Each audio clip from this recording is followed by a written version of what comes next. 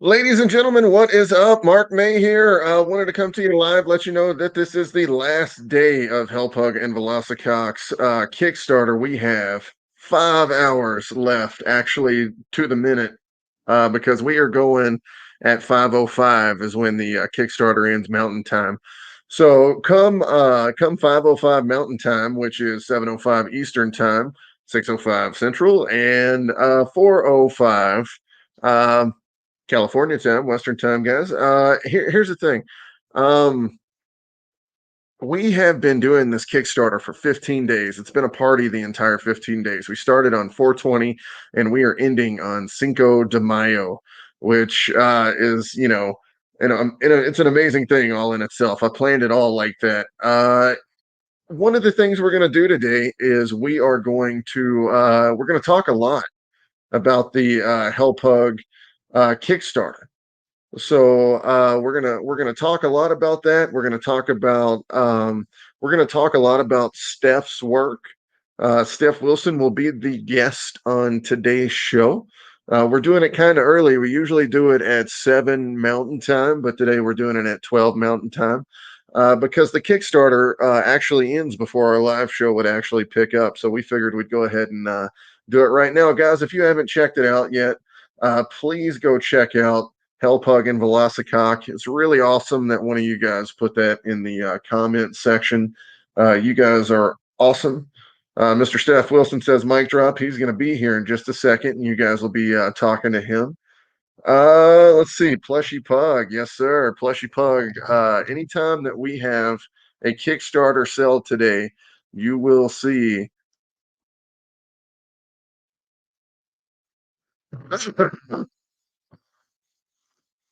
You'll see him move his little tail. He tries to walk.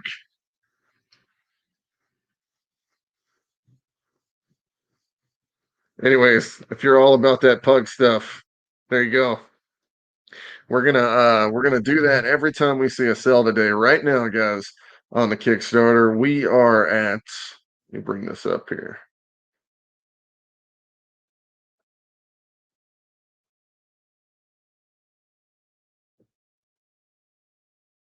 Right now on the Kickstarter, guys, we are at $4,299, which means we are almost at 300 with 62 backers. So every time I see this thing go up, we'll play the pug noise today because we are going to be going, or at least I am, all day because that's just how I am, man. I'm going to push till the very end. Haven't had breakfast, haven't had lunch yet. I've just been pushing this thing all day. Getting it into a lot of different hands. I saw Clay McDonald Comics shared it just a little bit ago, which I really appreciate. Thank you so much, Stephen, and the other people that have shared so far, Marat, Steph.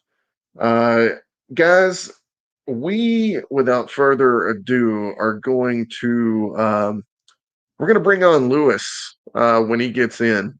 But I do see that Mr. Stef Wilson is in the room, everyone. So I'm going to go ahead and bring in Stef. Stef, what's up, man? First How's it going? official meet between me and you. How's it going, man? It's going good, man. How are you doing? Good. Yeah, I forgot. I forgot. East Coast. I was up probably about 3 hours before you. So when I was like, oh yeah, 2:00, I was like, oh yeah, that would be just about. Yeah.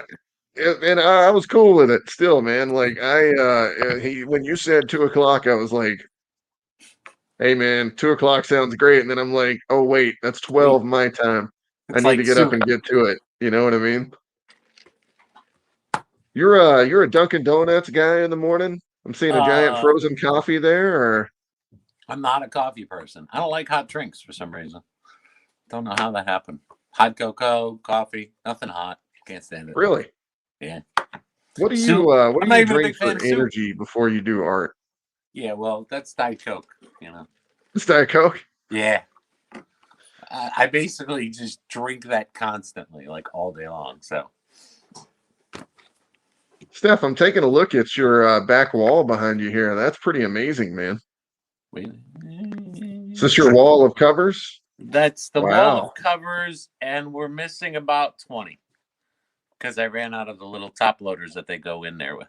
So So there's about 20 covers missing on there because it's like a little. You go to Home Depot and you get these strips of J channel for siding, nail them up to the wall, and then you can slide top loaders in between the tracks, so you can switch them out easy and load them up easy. I am gonna turn your microphone up just a little bit. Do me a favor and say something else for me, Steph. J channel. It's a little better. A little better. Is it my phone? Do you get a channel? Mike. All good. Good. So, Steph, as you can see in the background for my room here, right to the left of my arm there, Yeah. to the right in the video is your cover for Dawn of the Devil. I saw that when I was watching you come on. Is that a painter of light picture behind you up there on the wall? Say that again. Is that painter of light, that Kincaid? What's his name on the wall behind you? Talking about Thomas Kincaid? Yeah, Thomas Kincaid. It might be. It might be. This is my girlfriend's place. So I'm actually this is a stationary studio that I have set up with comic boxes and then my computer set up. Gotcha. So my desk for today is actually comic long boxes right here. Gotcha. So we're getting fulfillment done for Dawn of the Devil, but we're waiting on a couple more books to come in. I don't want to send them out. Right. That way everybody gets them at the same time. You know what I mean? That does suck when people get in their stuff like 3 weeks before everybody else. It's kind of alienating. Yeah, I get it. Yeah. And so that's kind of what I'm doing. I'm just kind of holding off a little bit because we had a printer error for the Crawford or for the Mayer books, and that's what we did. So we've got like a few days that we have to wait, and then we're gonna get them all shipped out, and hopefully I'll have some comps sent out to you of that amazing cover that you just did. So cool beans. Yeah, Steph, when it comes to Hellbringers, I'm thinking about all the people that have done covers for Hellbringers. And when I actually sit and think about it, you're up there as far as people who have done, multiple covers. I think you might be number 2 or 3 all time for Hellbringers covers. Really? How crazy is that? Yeah, what's up? What's up with that? I don't know, man. I kind of believed in you ever since we started doing all this. Yeah, well, and go ahead. We also worked really well together. I mean, like people might not know, but for the first Hellbringers cover, you told me your ideas, what you wanted to see, how you wanted it to lay out and stuff. You asked for some demons in the background. You came back to me after I sent you the layout, and you said, let's skip the orcs. Because we eliminated that out. There were skulls. You wanted skulls as a border. I gave you a partial border. You came back and said, let's go with a full border. And one of the things that made that cover sensational was the red skulls. And that was your idea. You came back and said, instead of gray, let's try for red. And that just made her hair explode. It made the whole picture explode. So maybe it's because we work well together. I mean, that could be, or I just got lucky that one time. You know what I mean? Like, I might be the worst publisher in the history of publishers in the next couple days. We'll see. Right. We are looking at the Hellpug and Velocicock Kickstarter today because this is the last day that you can back the Hellpug and Velocicock Kickstarter. So, I mean, without any further ado, I really, really, really got to bring up your cover for it. Oh. Definitely. So let's do that real quick.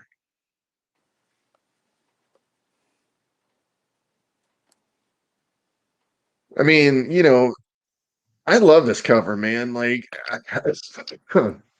it seems like I know you wanted the butt in the cover. Well, but yeah. Even without the butt in the cover, I mean, it's still sending the exact same message. Right. You know what I mean? Well, and it's funny because, like you said, that's why I think we work well together. Because you said you wanted her holding Hellpug, Lilith holding Hellpug, looking in each other's eyes. Typically if it was me doing this cover, he'd be looking down at her boobs. So You were specific in saying have them look at each other's eyes, and your only art direction was Disney. And then I sent you that I sent you that layout, and you could see her butt cheek, her second butt cheek. I had her turned a little to the side, and you said this is not something like this is not a Jim Noble cover or something like that. Something along those lines. And don't worry, Jim's cool with it. I don't think those were the exact words, Steph, no, but probably either not. way, it's still hilarious. Yeah. Actually ended up doing a cover for Jim. Oh, did you? And that cover, I liked it. I thought me and Russ, that was the first time we ever did a cover together. So everybody's gonna remember that as the first time me and Russ ever did a cover together. So at least I can thank Jim for that. You know what I mean? Right. So yeah, and so this cover laid out. You wanted blowing sheets and the open window. You gave me a really good description of what you were looking for. You gave me some good reference pictures on what some of the interior scenes, which this would be referencing to. And then let's be honest. I mean, the drawing is good. The idea is good with her holding the puppy and stuff. But it's freaking Carrie Ann's colors on that. The hair, people are freaking out about the way Carrie colors Lilith's hair. It's the colors on that just explode. So, you know, it was a lot of fun to do. But when Carrie colored that, I was like, holy crap. Now, you know what I mean? Like, I got a vision of what you were looking for. Because, you know, I'm drawing in black and white. I don't see, you know, you talked about the red sheets and the colors and the gold and stuff. And I don't see that. I see the drawing part of it. So it isn't until it gets colored that I see how gorgeous it actually, the concept is, you know? Well, Steph, what's really cool about what you're saying here is I agree completely. I think this might be Carrie Ann's best color job ever. I hate to say it, but I think it's one of her favorites too. The Hellbringer. Oh, the first Hell. She liked the first Hellbringer. The skulls, the red skull one. But Carrie loves working with the profiles, the profile faces, which is, you know, completely new for me this year. And of course, the doggy's cute. So you know, what colors doesn't want to color a pug? You know what I mean? I mean, that's true. That's true. I can't I'm wait gonna to see bring up I can't wait to see some. the inside of this book. This is going to be such a fun book. You know, having him as the character and stuff. That's just going to be awesome. You know, I can show you a few Yeah, show pages some today if you'd like interiors. me to. If you got I some can interiors, definitely show show 'em. you a few of Like, I'm those. looking forward to reading this book so much just because of the concept. Yeah, the concepts were great. Ed Smith did a fantastic job for all his concept art. Let's see. Let's show you a page that actually kind of lines up with this cover.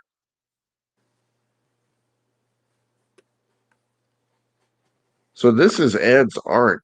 When I told Chris Giarusso, who did the original Hellpug uh, card, who's an amazing animator, cartoonist, and comic drawer himself, Right. literally he was like, man, Ed's awesome. Like, that's what he Right. said. He's like, I love Ed. And I was like, Right. oh man, that's the tip. You know what I mean? Like, Right. that's the tip of the cap. I'm gonna Right. go with Ed. And you know, I even told Bob Camp when we were on the phone the night that Dawn of the Devil got funded, you know, he was just saying congratulations, which is awesome to even hear from him. But Right. to hear from him and him be the first person to, you know, say congrats the Right. night we got funded for that, that was so huge. But I told him about Ed that night too. Right. That way, you know, uh, I could try to, you know, either get him some work or just to let him know that Ed exists. You know what I mean? And Right. show him stuff like this. And you know, I love Ed's work. I love what he's doing here. Like he's showing the emotion of how much Lilith loves Hellpug Oh and how yeah. much Hellpug loves Lilith. Like if you have a pug in real life, they are Right. literally like little magnets to you. Like Right. your little babies and they never go away. Right. And that's kind of what's going on here. Like there's a cute scene. You're kind of falling in love with the character a little bit. And Right. that's kind of what we want you to do. We want you to, you know, get emotionally invested in these characters. Because when I decide to kill them off, I want you to send me like death threats and stuff like that. Right. Right. Right. You want people to get Right. attached. Yeah. So this one right here, guys, this is one of the action scenes for Ed's work, which is completely different than what you were seeing at the beginning of the book.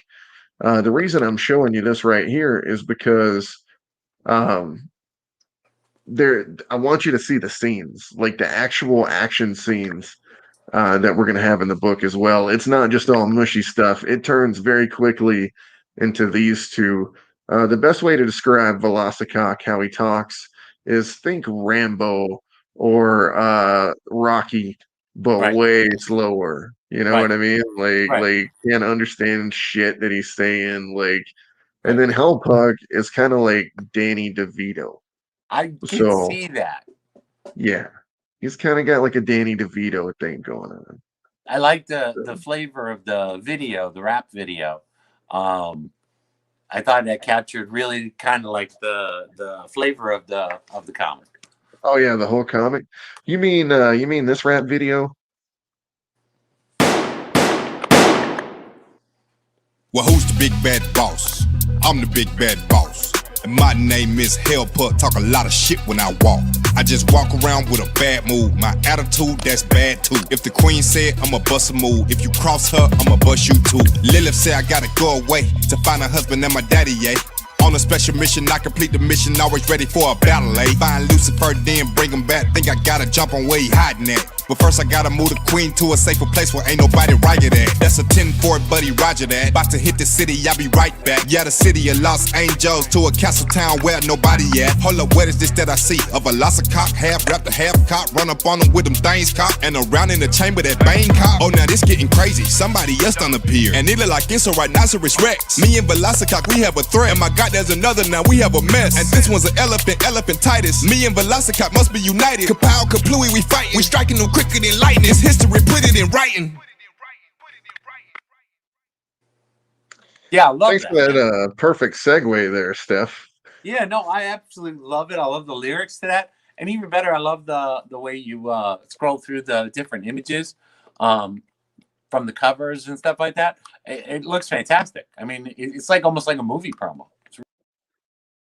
I really appreciate that.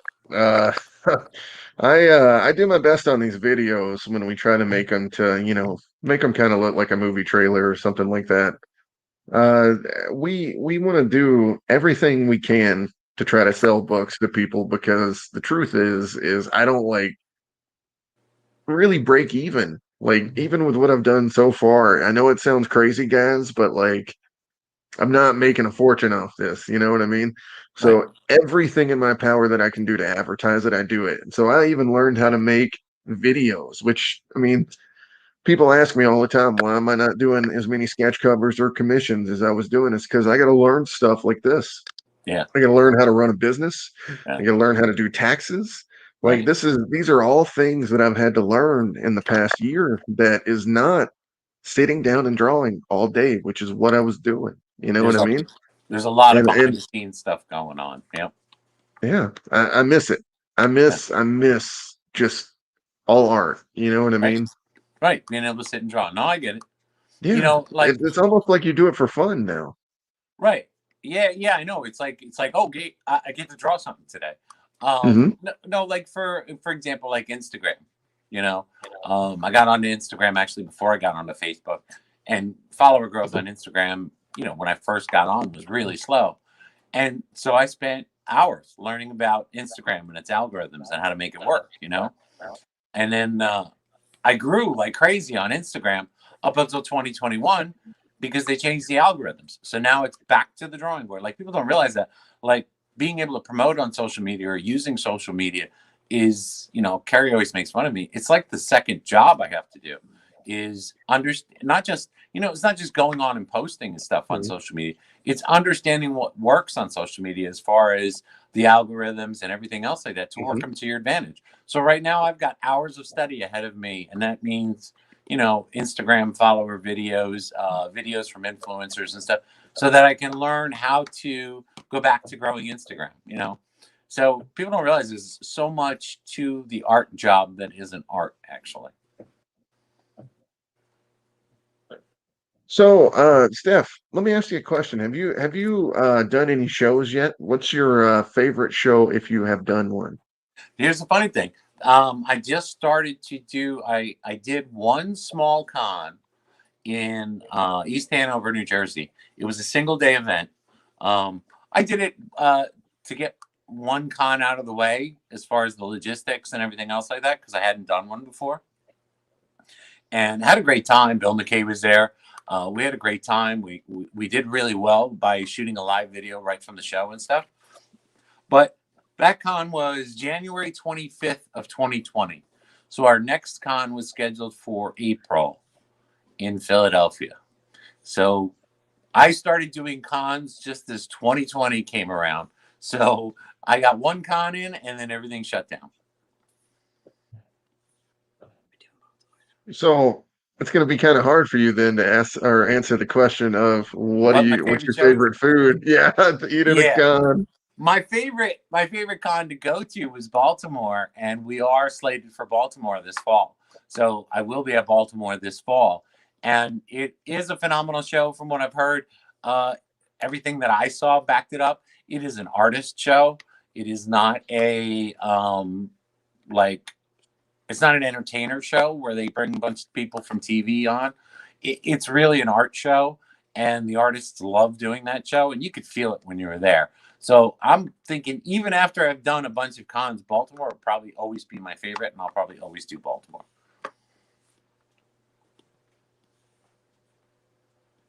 So, Steph, what's your favorite piece you've ever done? Of art? Yeah. Published or non-published? It depends. Let's just say both. Give me both. Let's see. The problem is you keep doing, and you know that, you keep doing new stuff, and you're like, oh, wow, that, you have a favorite, and then like 3 months later, you do something that knocks it out of the park. That's not your favorite anymore. I totally get it. Yeah. And you probably have a way worse time because you do way more covers, like way more volume of covers. Right. So you probably run into that way more. So my favorite cover, I have the image I have in my phone is from the Halloween cover we did, the NYCC exclusive for Elite Comics. And it's because I stopped changing the images in my phone. Because if I keep putting my favorite cover in my phone, I'm going to constantly be changing my wallpaper. So it's kind of tough. I'd say one of the most fun things I ever did as a private commission was Lady Death as Vampirella. So it was basically Lady Death in a Vampirella suit. And I had so much fun with that because it's black, white, gray, and red. And I, grew up loving Patrick Nagel. He was my favorite artist as a kid, even before I even started following artists. I just loved his work. So that's my favorite private piece, that one piece, just because it is so graphically, I was into advertising. I did time in advertising. So graphically, I just love that piece for its simplicity. So as much as I love, say, a cover like the Hellbringers cover with the red hair and the red skulls and everything going on, I also love the really simple covers where it's just about the one image, Right. That's the thing though, is that's your style of art. Right. Your style of art is your style of art, which makes you stand out over other people. A lot of people don't get this. Like, some people don't even understand it. They'll look at your art and they'll be like, what is this? And I even tell people all the time, I'm like, if you look at it, it doesn't look like everybody else's. Right. Like, there's a scale that you want for covers that goes from one end to the other.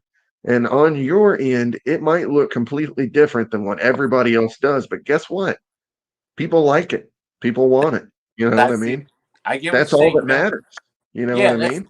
That's the idea. Like, if you've got a busy cover, like 90s style, with all this action going on and stuff like that, some people might prefer something that's a little more calming or soothing or simpler, or like you did the one with the Hulk homage on there.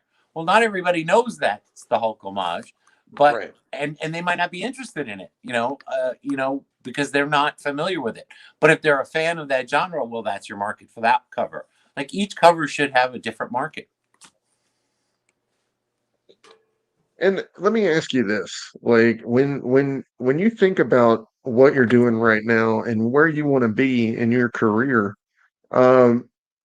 what exactly is your goal, I guess, in your career? Just kind of winging it, or Do you have something that you like? You have an end goal for? You know what I Carrie's mean? Like, what's your end goal, buddy? Carrie's laughing in the background because I was kind of winging it, and then as much as I was winging it and making it work, that wasn't a long-term solution because it was chaos. It was absolute chaos. It was like literally I'd have 5 or maybe 6 cover requests in the same week. So it was a problem with if I didn't get organized, it was gonna get a hold of me, or I was gonna be backed up or not being able to deliver.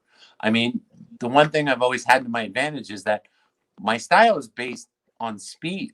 Like I used to draw on eBay, and I was able to do a lot of work, and so that style developed into a certain way.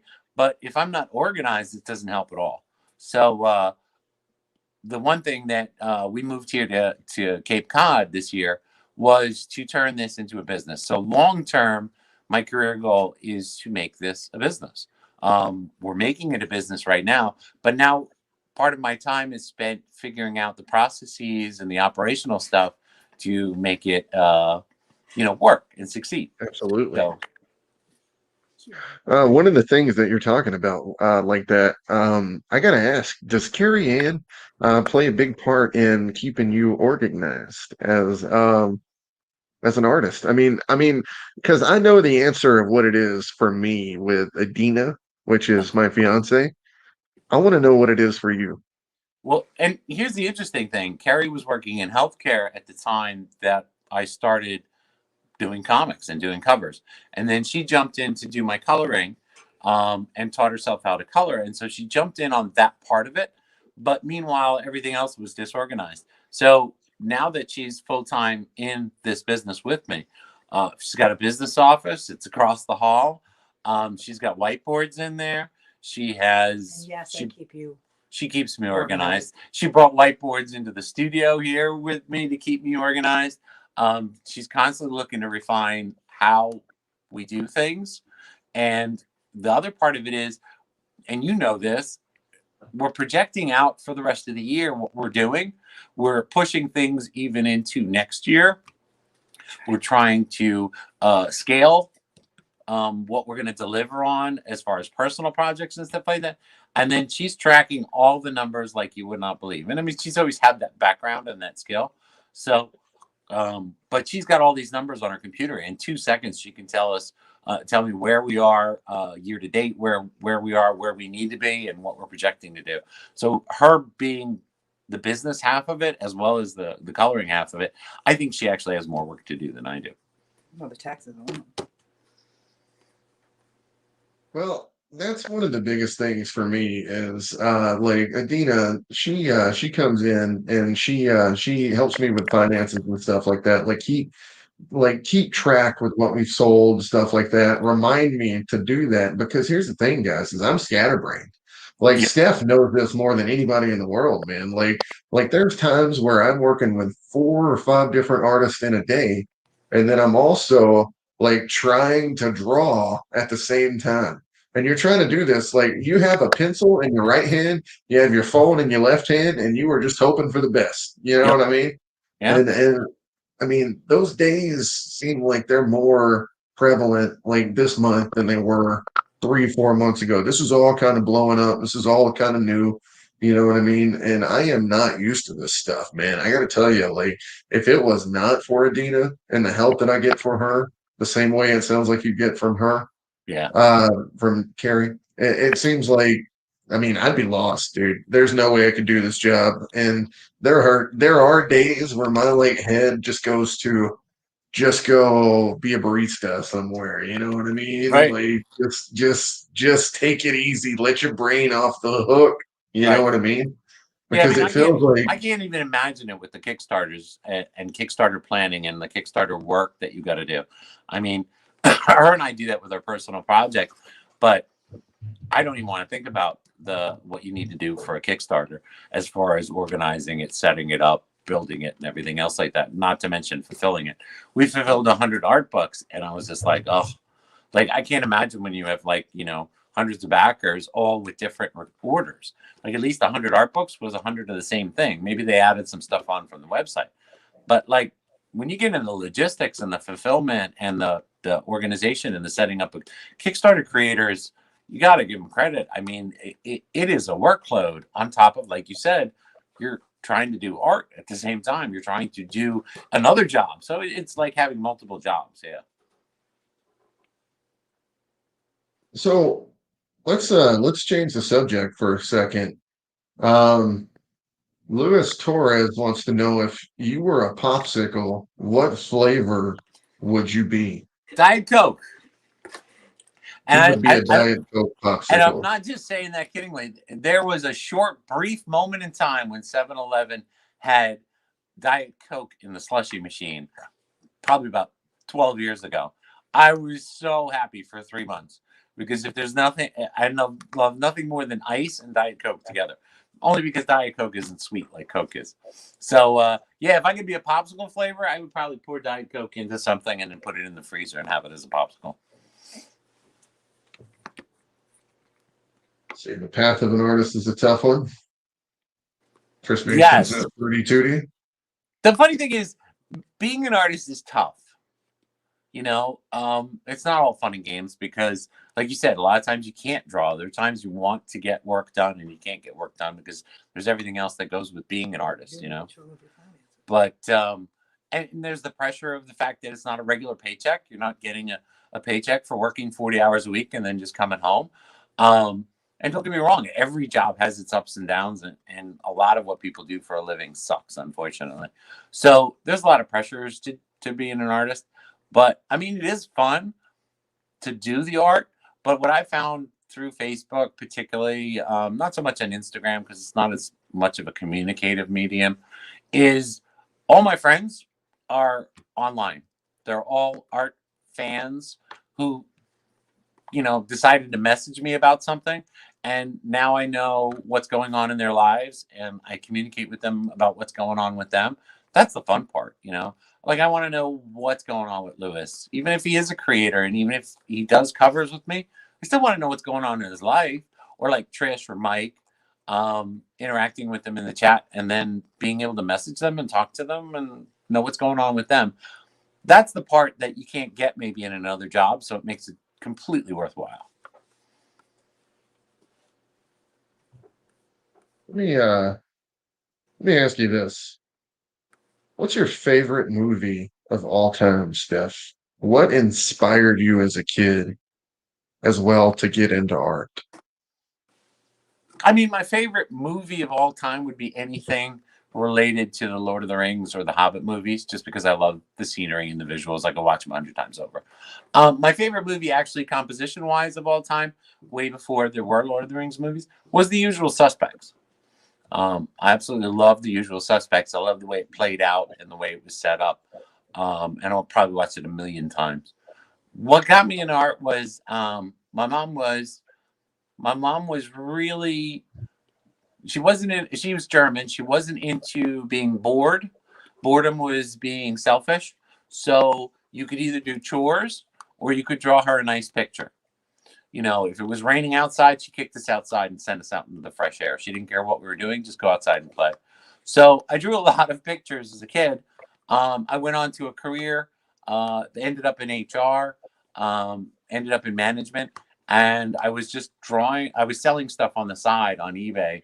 And then one day I ran out of stuff to sell. I was selling all my Dungeons and Dragons and old stuff that I had from when I was a kid. And Carrie told me to sell one of my sketches, said do a sketch and sell it.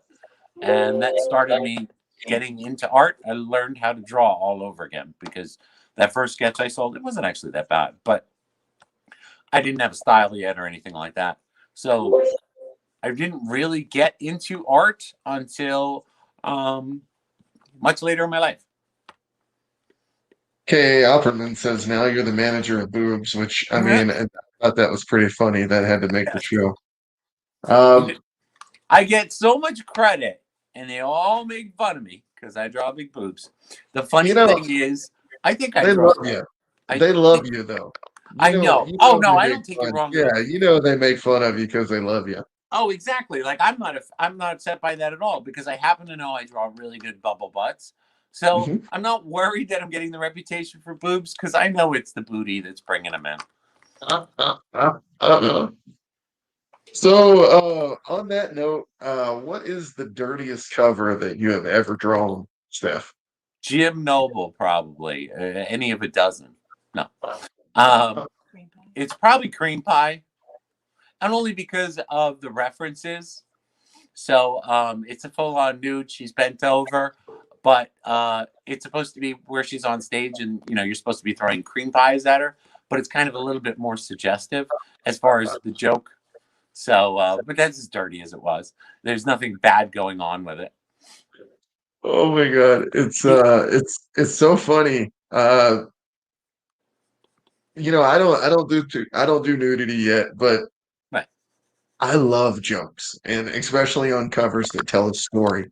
So for it to have a suggestive joke like that is what comics is all about. I think it's funny, Right. and If you can do something intelligent, even if it's sexy or racy or whatever, if you can do something intelligent on the cover, like even like your Hulk homage there, if you can give people something to look at and to think about, that's a really cool thing. Like I did a cover for Harley Finn for Buku Comics, and I was supposed to draw Harley Finn, and it was supposed to be at a carnival. And I don't know what made me come up with it, but behind her was one of those. I decided because she has a hammer, because she carries a hammer. That was my inspiration. Behind her is one of those bell ringer poles where you're supposed to ring the yeah, bell, except the bell at the top underneath that were words like OMG, OMG, that's the spot. It was supposed to look like ring her bell was the joke. And so it was all these things that a girl would say during sex, and then all the way up to the bell, which would be the grand prize. And Buku loved it, and it was just fun to do. It's like it's an orgasm joke, and it's on a comic cover, but it's not offensive. So it's like, how can you be fun without being offensive? Mhm. So it seems like the covers that I kind of gravitate towards are the ones that kind of tell the stories. You know what I mean?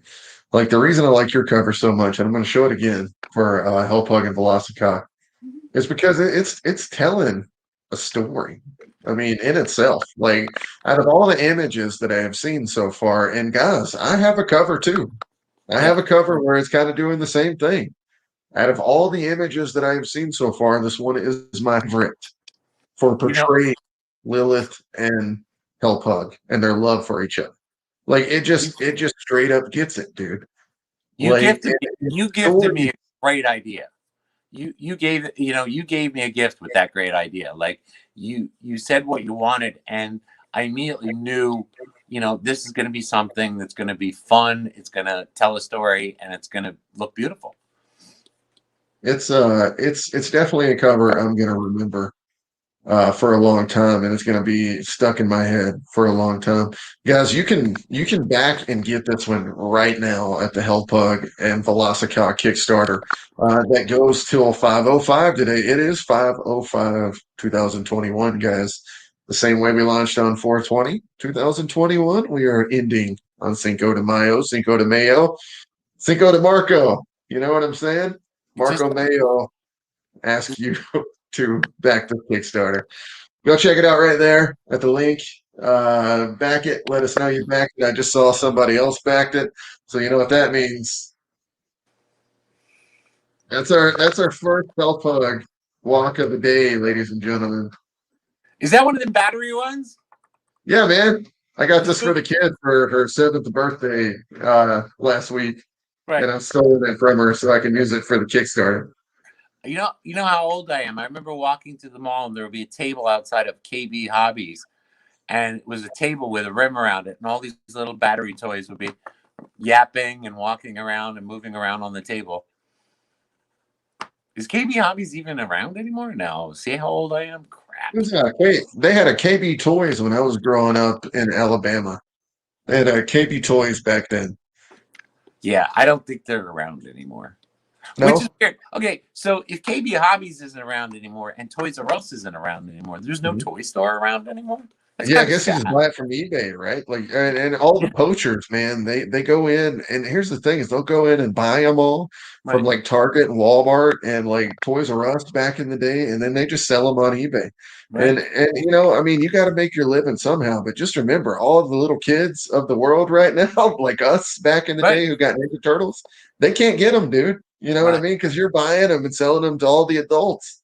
Yep. Like we're canceling out the next generation of people that have pulp culture stuff that they want for toys and remember that forever. We're Right. canceling out that generation. You know Yep. what I mean? Now they're just gonna be a generation of people that play on their iPad and Yep. play video games. You know what Right. I mean? Right. It's kind of sad, honestly. Yeah. I mean, because when you think about it, like, dude, I only wanted to go to the mall because of KB toys. You know what I mean? That's all I cared about back in the day, Right. was Right. going in there and getting those. Right. Like the Just, Toys R Us wasn't close to me, but I could get to the, my parents did take us to the mall, and then there was KB Toys in the mall. It was like Walden Books. Before there was big bookstores, Walden Books was the only bookstore you knew. It was a little one, but it did perfectly fine. You could find anything you wanted in that little store as a kid.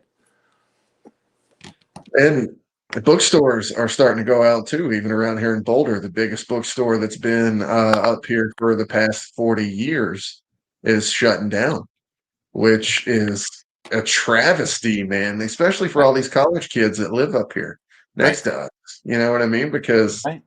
what are you going to do, man? Right. Like, I mean, you people don't understand the nostalgic value of a CD shop, a record shop, a comic shop. But the moment we start losing all these to like online sales and retailers, guys, Yeah. that's dude, that kills the fun of going out finding that CD.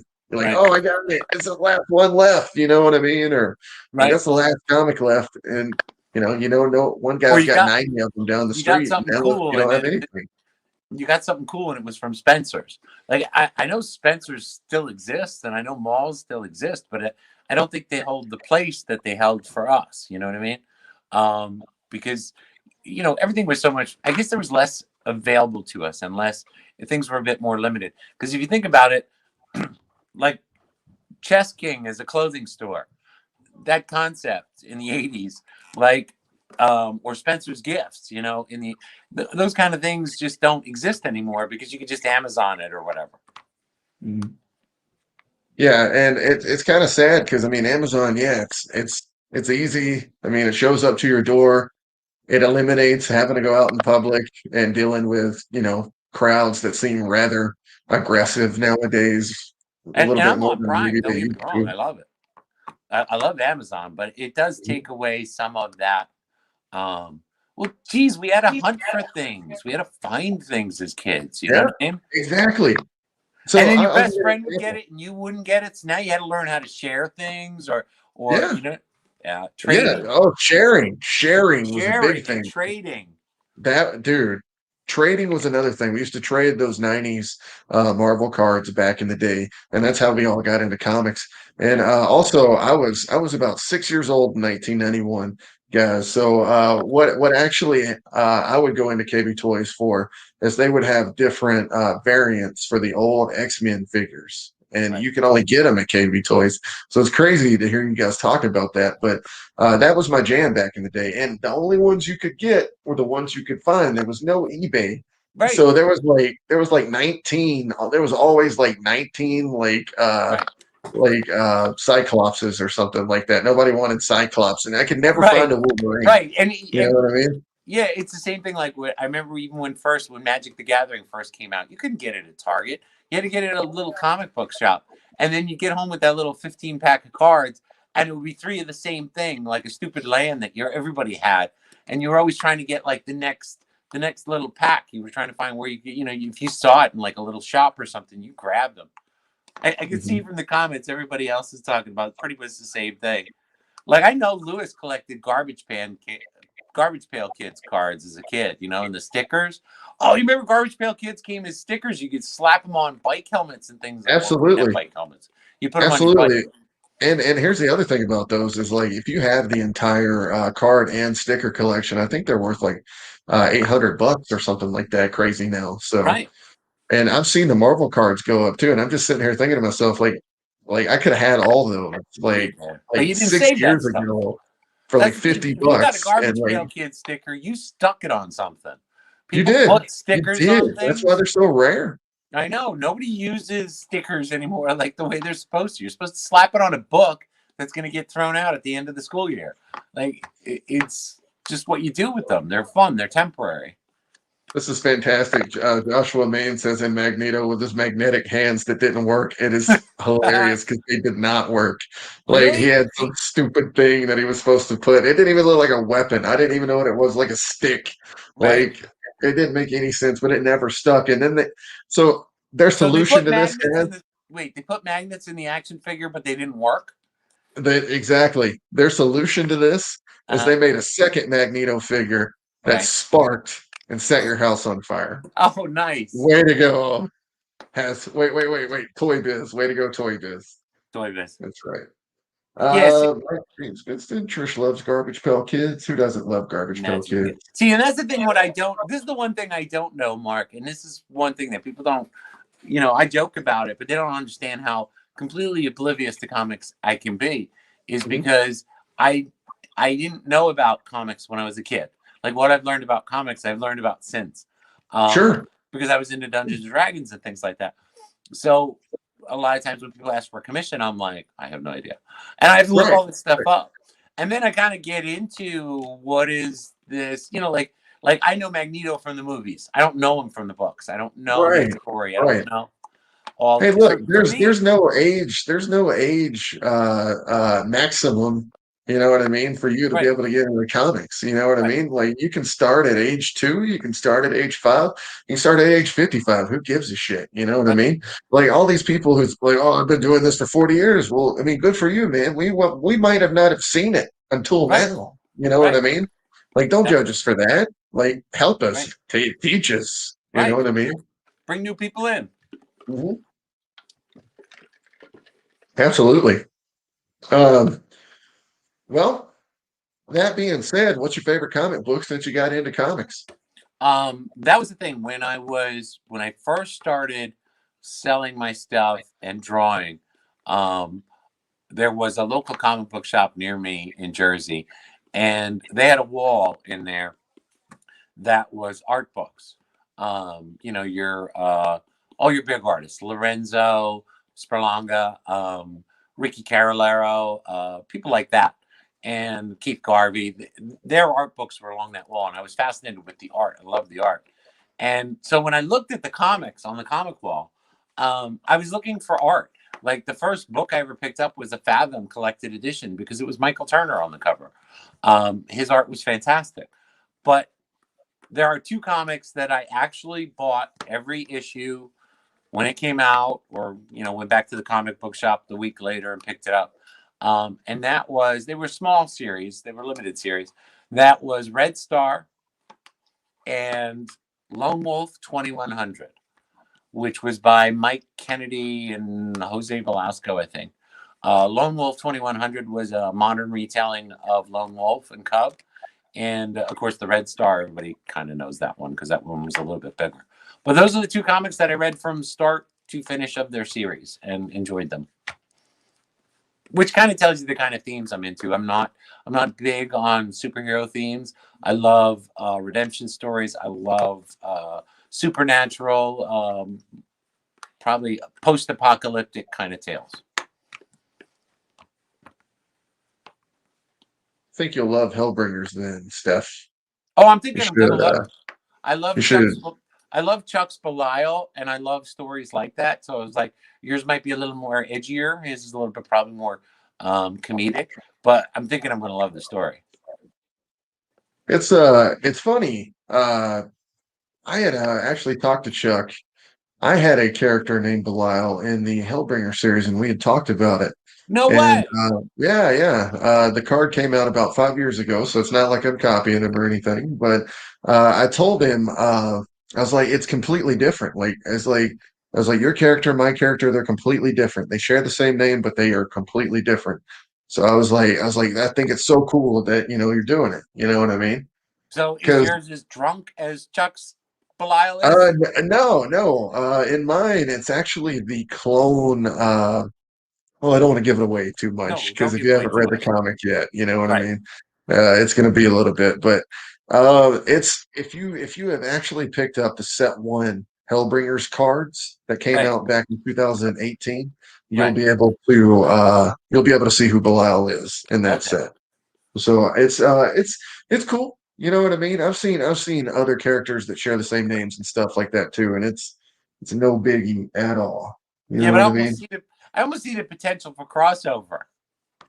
I think it'd be cool. I mean, I think Or a you know what? Belial Hellpug crossover could happen, I know honestly. crossovers are always can be complicated or whatever. They can be. I would They think can. it's cool. You've got this book. It's about hell, right?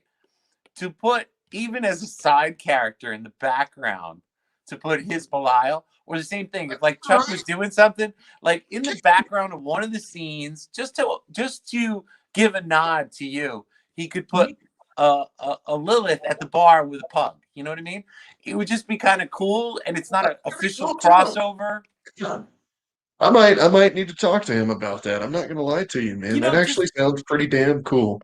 just like a little, it's like a little, hey, by the way, it's a little nod to Mark May, or it's a little nod to Chuck's creation. Um, like I try to do that on the covers sometimes. Like I put Jim Noble had that he wanted me to do a cover for Star Wars, and I was like, everybody does Slave Leia. So I did Ula because there's not a lot of Ula covers out there. There's tons of Slave Leia covers out there. So I'm all done. I've got her drawn out. I've got her nose booping Boba Fett. I put Salacious Crumb in there. Like, and then I'm thinking the stage in the background should have, the carbonite in the background. So I decided to put Jim Noble's face in the carbonite.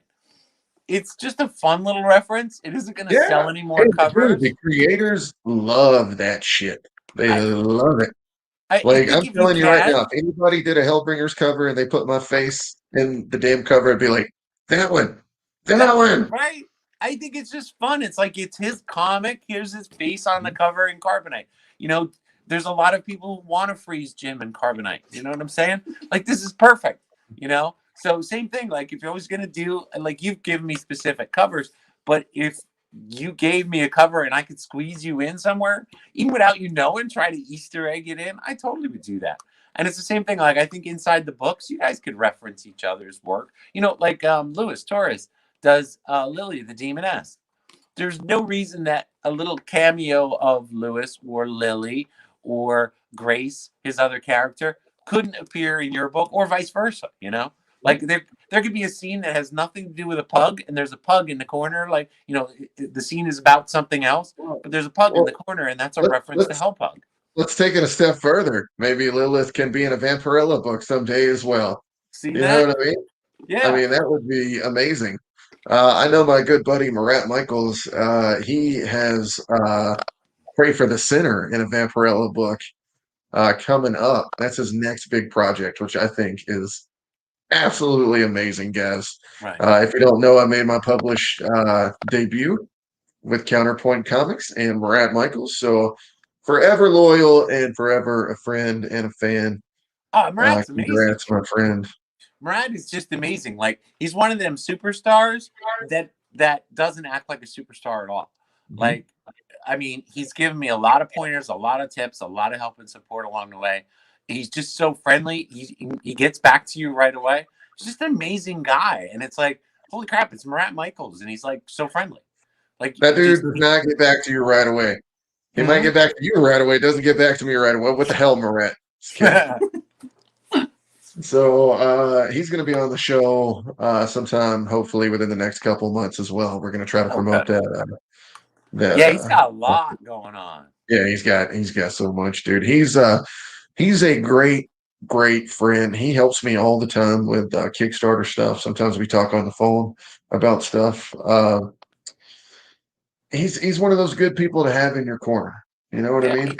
he's just one of those good people all around in comic. And that's the funny thing. Like everybody says, oh, you want to work for DC or Marvel? I don't know if I do, because yeah, you'd want the opportunity, but here's the thing: people like you, people like Marat, people like Wendy, people like Lewis, people like Jim, they're all here in indie comics. They're not working for Marvel or DC. Like these are the people I enjoy working with because they're amazing people. So if somebody said you want to do a Marvel cover, yeah, okay, great, because it'd get me exposure. But in the end, I just want to work with great people, and all the great people are right now in indie comics, and I'm completely like, this is the place to be. See, the thing is I know exactly what you're talking about. Like when I go to work for somebody else, like let's say that I do a different like pinup or cover for a different company that I haven't worked for so far. There are times where I don't exactly enjoy what I'm doing. And guys, you don't know how big of a difference this makes. It would mean all the world to work for Marvel or DC. Everybody wants to do that. But here's the thing is when you're working with your friends, when you're working with people that you like, I talk about this all the time. Me and Russ Cassidy work together almost every day. Um, it is a night and day difference. You know what I mean? Sure. It's a night and day difference. I would much rather work with my friends as well. I know exactly what you're talking about, Steph. And here's the thing is you're making your own books. You're creating what you want to create. You are like and for what you're doing on the artist side, Steph, like Same thing. you're stepping out. You're stepping out compared to what other people are doing. And even if you're, doing what we ask you, you're still gonna do something different Yep. completely. Yeah, I mean, and I know what a gold mine this is, being able to work with friends and stuff like that with it. Because for the ending part of my professional career, I was working with engagement strategy in companies. And people come to work, like say at, a home center or any kind of retail or office kind of job. They come to work and they enjoy or don't enjoy their job because of the people that they work with. Like there are companies that pay well, there are companies that don't pay so well. But the most galvanizing factor in the workplace is how much people enjoy working together in that work environment. Even in a Yes. difficult work environment, the people that they work with make all the difference, whether they Mhm. like the job or don't like the job, whether they stay employed with that company or not. And Yeah. so it was amazing to walk into comics and find that all the cool people were hanging out here the whole time, and I didn't know about it while I was working my professional job. So, your Trish, your Mike, you meet people literally every week in comments and chats and on live shows and then in messages, and you're like, oh, here's another cool person. Oh, here's another cool person. So at some point, I'm just like, was every cool person ever hang out in independent comics before I got here? Like, did you guys all know this was going on? Mhm. The thing is I just met a lot of the people that are in that circle of independent comics. There's tons of different circles in independent comics. You know what I mean? So that's not the only one. And I am just meeting a few of these people that you're talking about, and some of them are really cool. And I haven't got a chance to meet some of the other ones, but I'm sure they're cool too. The You know, more one I great work one with day them, you go can ahead. see it with the people, particularly the people that you follow or the fans that follow you and stuff. You'll see Mhm, what circles they, let's say, swim in, and you'll mhm. know those are good circles to get into, or those are good circles where you're going to find more good people. Because I'm sure there's toxic individuals. We all know them. We don't talk about them in the industry, but you can tell by the people, the fans, where the fans are going and how they are your fans, like if they're also your fans and where they're going, they're going to be going to good people. So, Right. Guess I got another Kickstarter backer. and the Hellpug's off. I love the tail on that. All right. Guys, this is the last day to back Hellpug and Velocicock, so we got to talk about it just a little bit here. Steph, I'm going to bring up some of these covers. Let me know what you Yeah, think show off the of cover. some of these. We got Ed Smith's cover up there at the top left. Ed is doing the interior art for the book. This is what his cover looks like right here. And then this is his virgin cover. So we also did a lenticular for this one. So it's going to be a 3D cover that goes back and forth like this. That's so cool. Nicely done with the gunshot. Yeah, and man, that placement. I don't know how he did that, but I mean, it was great.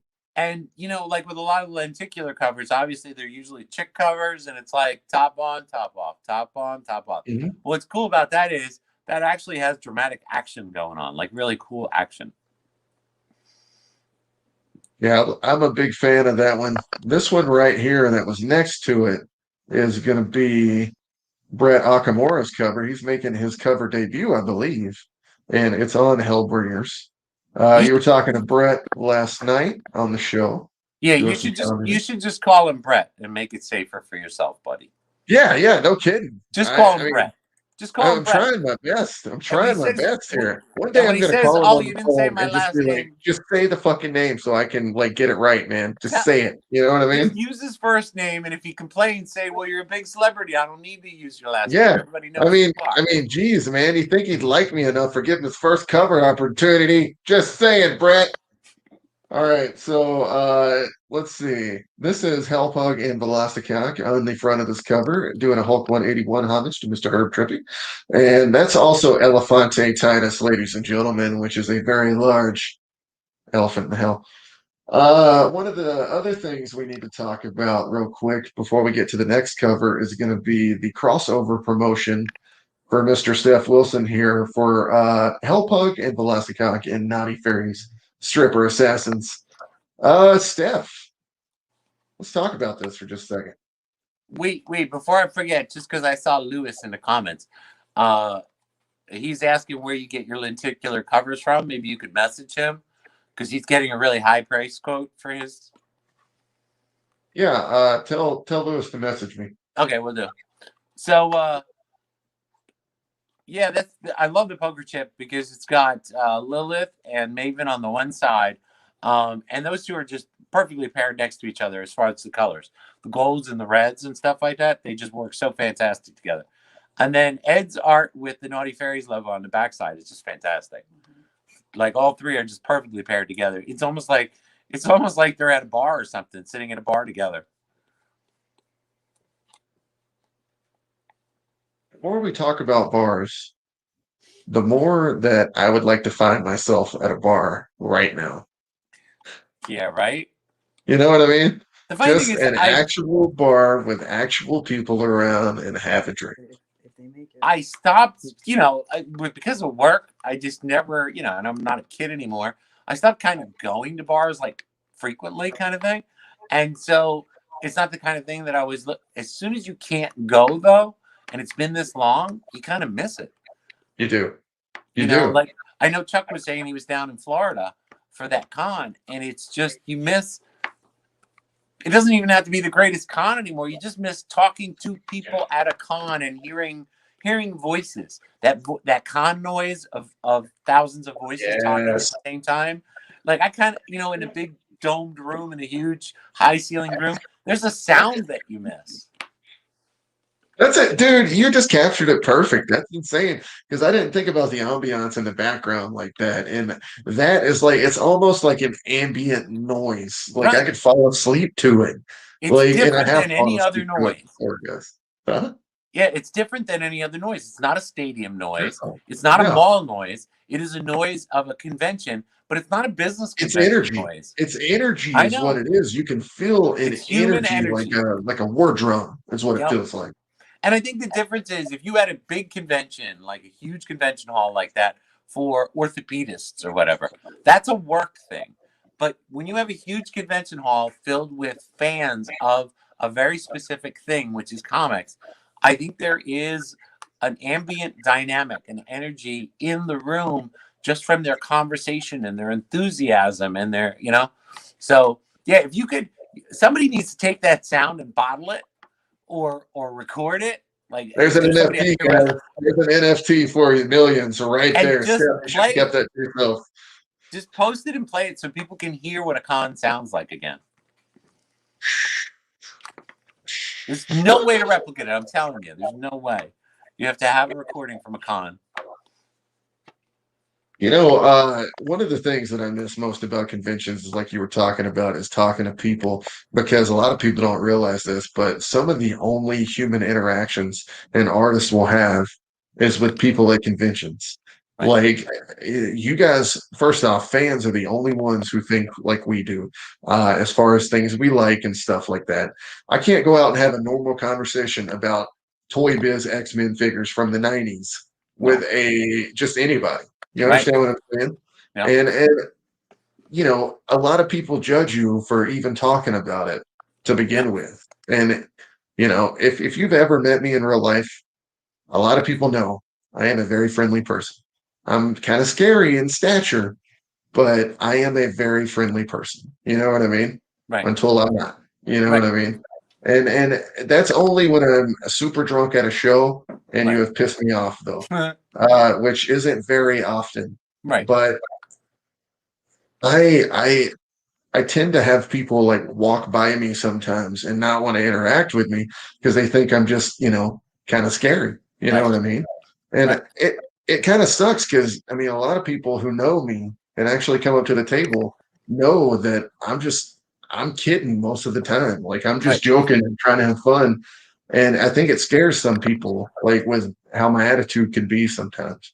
Right. And I don't mean for that to happen. And I just feel like if those people just gave me the chance the way other fans would, you know what I mean? Like they Right. can see right when they get to the table, I hook you up, dude. Right. Like I hook you up.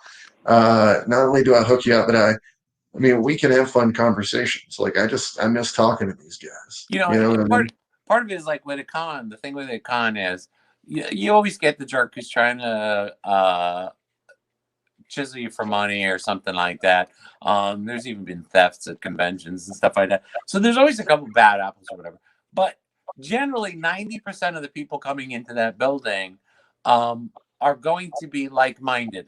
So they like comics. They might not like your comic. They might not like superhero comics. Maybe they like cosplaying, but they like something about comics enough to make them pay to come to the convention. So the people that you talk to at a convention, between the fans and the artists that I've talked to at conventions, it's just fun because you're already on the same page. Like it's not, you know what I mean? You might be strangers, but you already share a commonality. And it's just everybody has a different take on that commonality. Well, what's the best fan interaction you've ever had so far? The funny thing is, I've made some real personal connections, and I won't single anybody out. Sure. Through Messenger. That's a tough question. I'm sorry about that. No. Like with Facebook, I have a lot of interactions in the comments with people. And then sometimes I have interactions in Messenger because if someone's having a bad day, I'm going to check in on them. Because, you know, if you're a fan and we chat, that doesn't mean we're not friends. You know what I mean? Like I don't make some huge definition about what is required for friendship. Friendship for me is just, do you need a friend kind of thing. So, so I've had a lot of great personal interactions through Messenger, through Facebook. It's all been online. But the best fan experience I had was Kara Nicole at Baltimore when we went to Baltimore. Because Kara wasn't a fan of mine, but she didn't know yet who I was and had heard about me and wanted to meet me. So, and it was funny because everybody was telling me that as I was going through Baltimore. Like, they're saying, oh, yeah, Kara was asking about you. Kara was asking about you. So when I met her, she just wanted to know who I was. Nobody had seen my face before. Nobody had seen me in person before. I had done a bunch of covers. So, like, who was this person? A lot of people thought I was still a girl at that time. So she was just so excited to finally put a face to the covers that she had seen. And that was my favorite fan interaction because if you've ever chatted with Kara, and I'm sure you have, and interacted with her, if you ever get a chance to do it live, she is just the sweetest, most amazing, most energetic person and kindest person out there. So to have her be excited to meet me was just kind of blew my mind. So that was my favorite fan experience because all my fans that, you know, quotes fans or friends or whatever that support me and stuff like that, I haven't had a chance to meet them physically yet because the cons closed down the first time I did one. So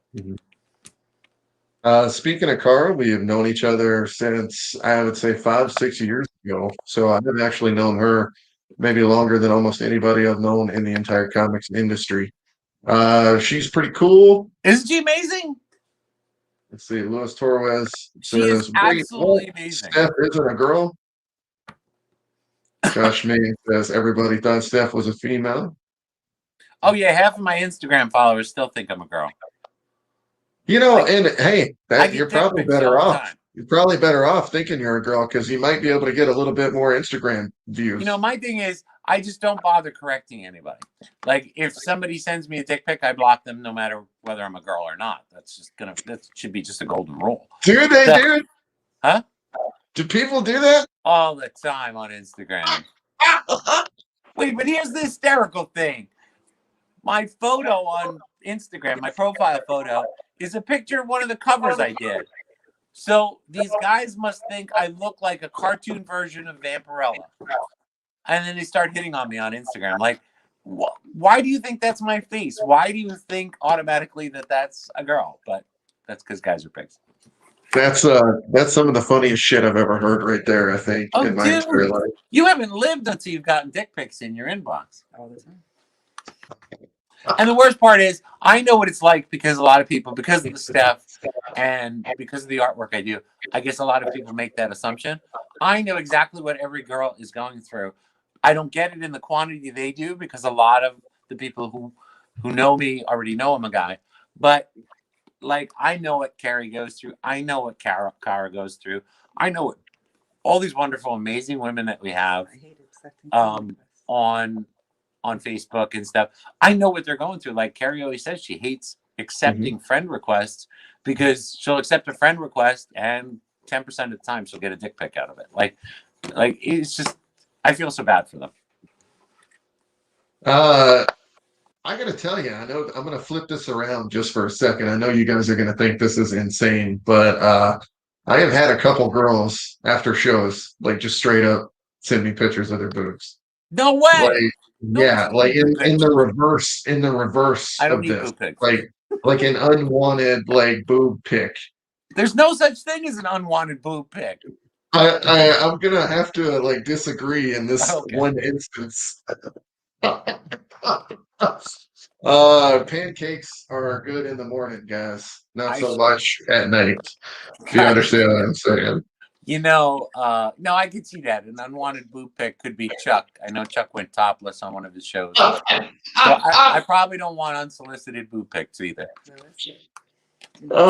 It's funny because here's the thing is, you know, I've But man, you're a thought about superstar if chicks are I felt sending like you boobs. I felt slightly like rock starish after it I'm happened. thinking so. You know what I mean? Like, and it was one of those kind of things that you just kind of laugh at, and Right. you know, you just move on with your day. You know You're what I like mean? Axl Rose of comics, chicks flashing you their boobs. Well, there were times when I picked up chicks at comic conventions. So that was when I was single. I probably shouldn't talk too much on the air about that right now. You know what I'm Right, saying? probably not. Because But right now somebody's sending you pictures of an unborn child that they want to pin on you.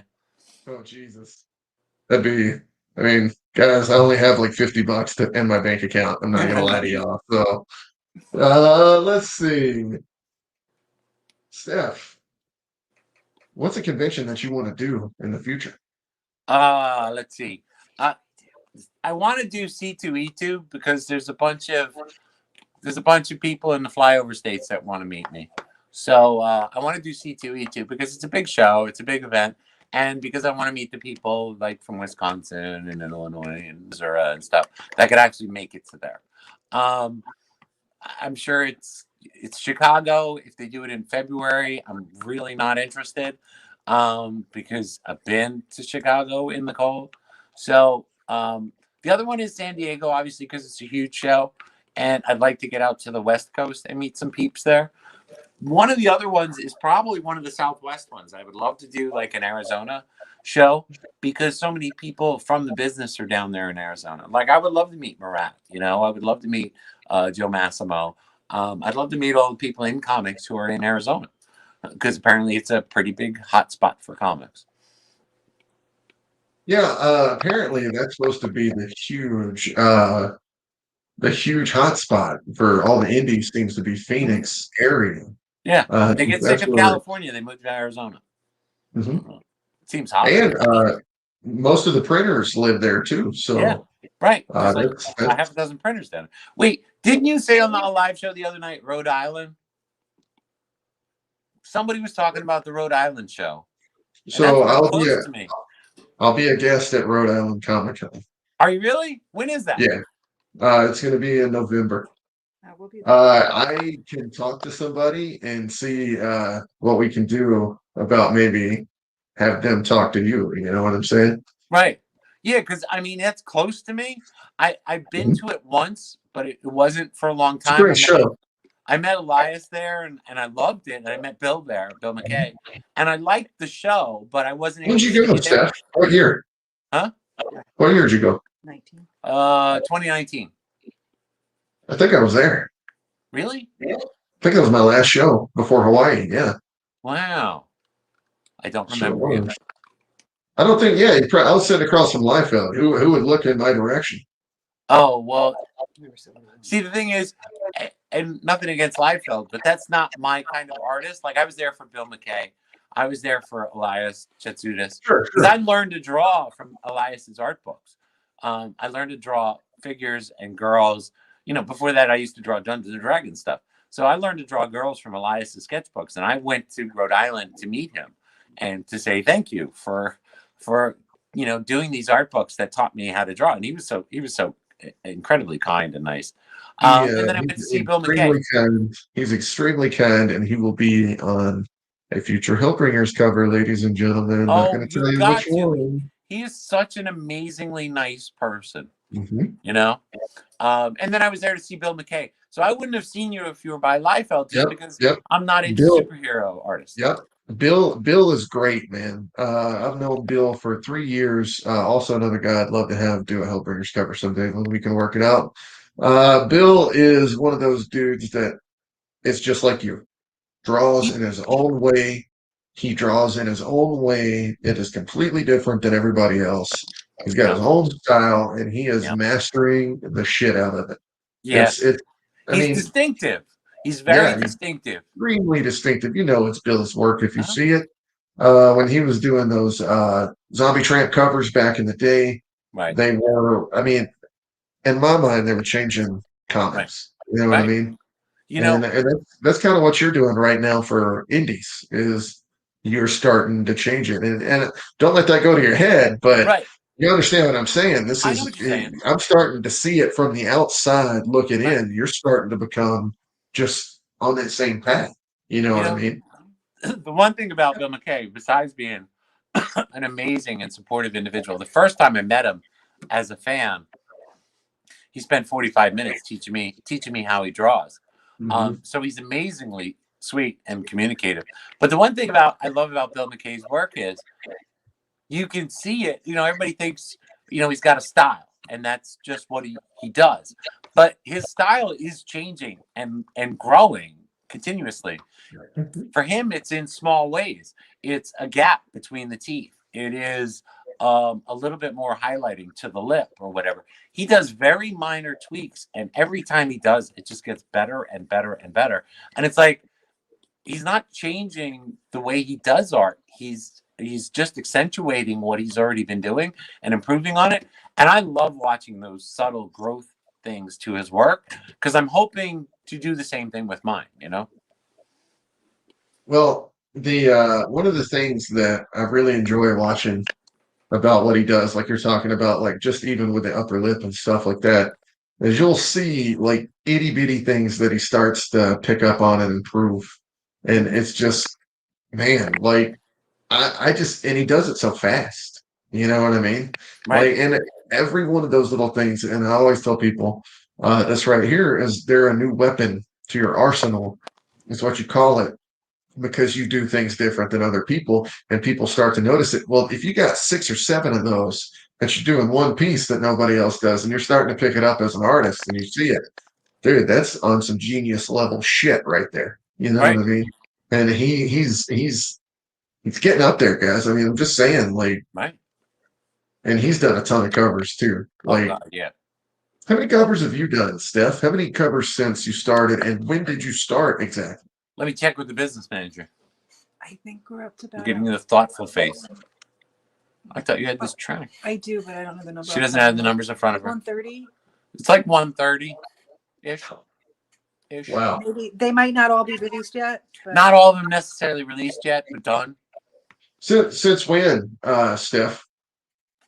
2000 and the summer of. Summer really, the end of the summer of 2018. the end of the summer of 2019. Wow, The that's first way one too that came out. complicated. Yeah. You say 19? Let's say August of 2019. August of 2019. Okay. So August of 2019. So In comparison, ladies and gentlemen, 2019 is also the year I got my first cover, and I am at 13. That means Steph has done 100 but you times put out more, your own or comics. 10 times more. You understand what I'm saying? You put out your own comics. And look, you put out your own comics, right?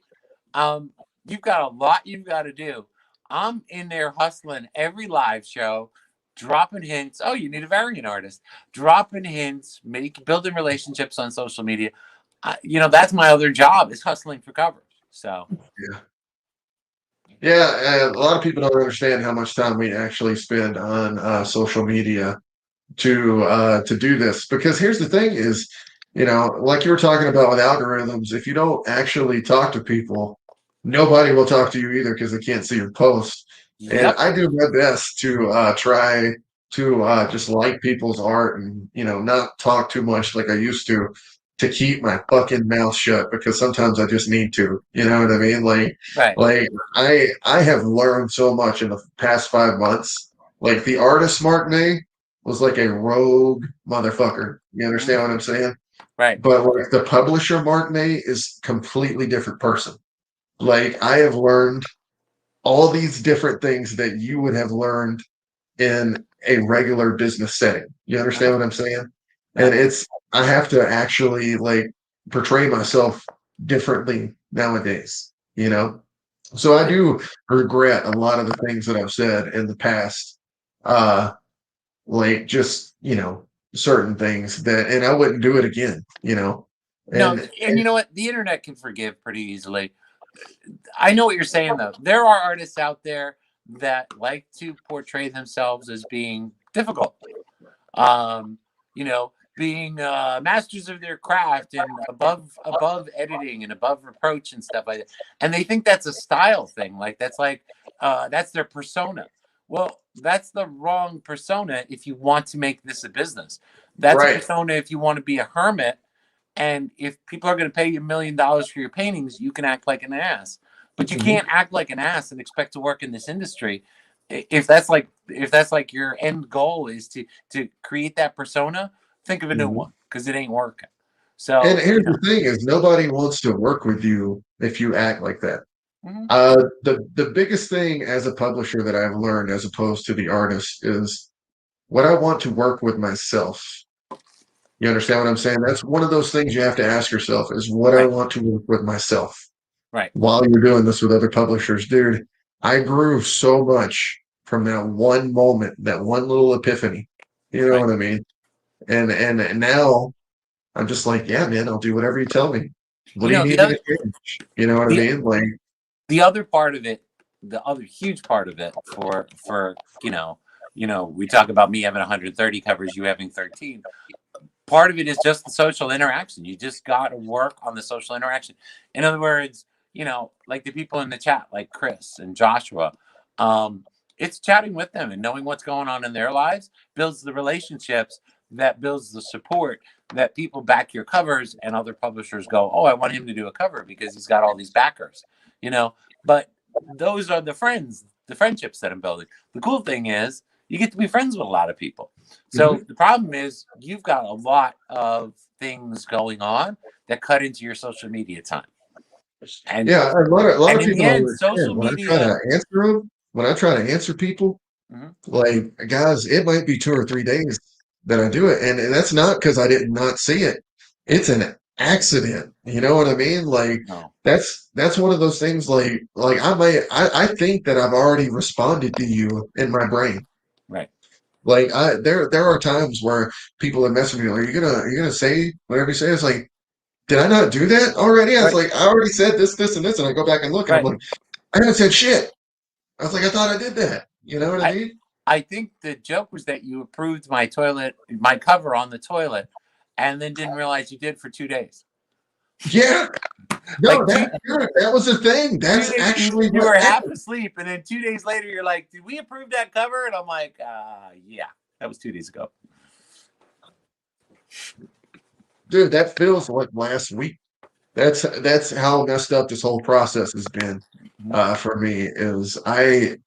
It's crazy that it's May right now because me and Chad Harden actually started talking of May of last year to Right. start processing the book for the first Sacred Heart book. And I'm just sitting here thinking about it right now. It literally feels like yesterday because Right. of how much like I have not slept and how much I've worked since that day. And it just seems like the day gets more and more work every day, man. Like I'm doing a soundtrack now for Hellbringers. Like we're trying to get 2 books done at once, which we've done. I mean, the next Kickstarter is ready to go. It just needs its Stef Wilson cover. You know what I mean? Right. But Exactly. June 28th will be, I think, my goal and date for the next Kickstarter, uh, which is Hellbringers: The Ties That Bind Us. Which if you want to hear the song, go check out the song right now on the Hellbringers soundtrack. You can look for it on YouTube, or you can look for it on SilentMayhemProductions.com, and you can actually hear all the songs we got that I actually made all the rights to. Wrote even a couple of the songs, which Oh, that's I cool. have never done before, guys. You Never. gotta plaster that link somewhere for YouTube. Uh, okay. Probably the YouTube one, because people are more likely to click a link and go right to YouTube. I'll see if I can find it right here real quick. Or even if you post it in a post. A post is when you put something on Facebook, Mark, and then you interact with people in the comment. Do you know what those are? No, what are those? Yeah, that's what I thought. I love Actually, dude, I love go making ahead. fun of people, but I know some people don't have the time to be on social media the way I am. To me, Dude, I want to, man. dude, I want to. I got the kid. I got the new I know. wife. You know what I mean? Like, But here's the thing: when artists and I get them, I get them in messages as well as in comments. Like, how are you getting so much work? Because 50% of my time is being on the right. social media Okay. platforms. So let me make this perfectly clear. I am not looking for work from anyone else. No, Okay. right? Uh, if Marvel or DC, Vampirella, Lady Death comes calling, we can Well, talk. yeah, Everybody Vampirella else, I am so or Red sorry. Sonja. Red Sun would be cool Yeah. too, but you don't understand what a Vampirella fan I am. You understand what I'm saying? Oh, I'm a really? huge Frank. Yeah, it's a Frank Frazetta thing. Neil Adams actually did the first issue as well, Yeah. and I've done 3 portfolio reviews from him. Nice. He's actually one of the biggest influences on my career. Speaking of Frazetta, let's talk about this cover for Let's just talk a about second. Sarah's cover. Mhm. It's gorgeous. Guys, this is Sarah Frazetta's cover, her homage to her granddad, Frank Frazetta. Sarah Frazetta is one of the nicest girls I've ever met in my entire life. She made her published debut with me on the first set of Hellbringers cards that we were talking about earlier. This exact painting is called the Egyptian Queen that she homaged to. My It's favorite part gorgeous. of this cover is the pug. I love the pug as the leopard from the original. You know? The leopard from the original was fantastic, Yeah. and all of it was fantastic. And the back actually had more of a darker view for the figure that was in the back, but Yeah, we he actually was a sword in the head. we brought Lucifer up to the front some, so you could actually see him a little bit, And and the funny then thing is, I really appreciate her cover and her art on this so much because 2 years ago, just under 2 years ago, I did an homage to this Frazetta work for Sisterhood. So I studied this particular work Mhm. extensively. So, I've noticed the posing in Lilith. I can see everything that Sarah did to homage what her grandfather did. even to the finger positioning on the column, where her hand is reaching down to the column. Like, I studied this particular artwork extensively, and as soon as I saw this cover, I was like, "Oh my god, that is absolutely!" It captures the colors and the painting style capture the mood of the original work perfectly. All she did was change the subject matter, as far as the characters that are showing in there, but otherwise, it is. I don't want to say it's a copy or a duplicate. It is like it should be right next to her grandfather's work. Like, the two should be displayed next to each other because they're just so fantastic. I think that's a huge compliment to Sarah, honestly. But let's not forget the superstar of this cover is Sanju, Oh yeah, color artist. yeah. If it wasn't for Sanju on this one, guys, like I don't think it'd look as good because Sanju is the man when it comes to colors. He absolutely nailed the painting for this. And honestly, he just blows me away. Everything he does blows me away. And I love Another working nice with him. guy too. Yeah, I love working with him. He cares about me, dude. He'll check on me if I'm sick or something like that, I which know I think is amazing. these superstars are absolutely amazing because of how kind and caring they are. Speaking of Sanju, let's talk about this cover for just a second. This is the Mark May cover, aka me, for Hellpug and Velocicock. So I'm the one they're talking about boobs. Really? Do I know? I said, so they talk about me drawing boobs? It's a pretty healthy. Oh yeah. That's a pretty healthy set there, mister. So here's the thing: is I There's a draw lot them of like I like bulging them. going on there. I draw them like I like them. You know what I mean? And a lot of people ask me like, "Don't you want to draw them maybe a little smaller?" I was like, "No, I don't." Like I draw them like I like them. I draw them like I see them.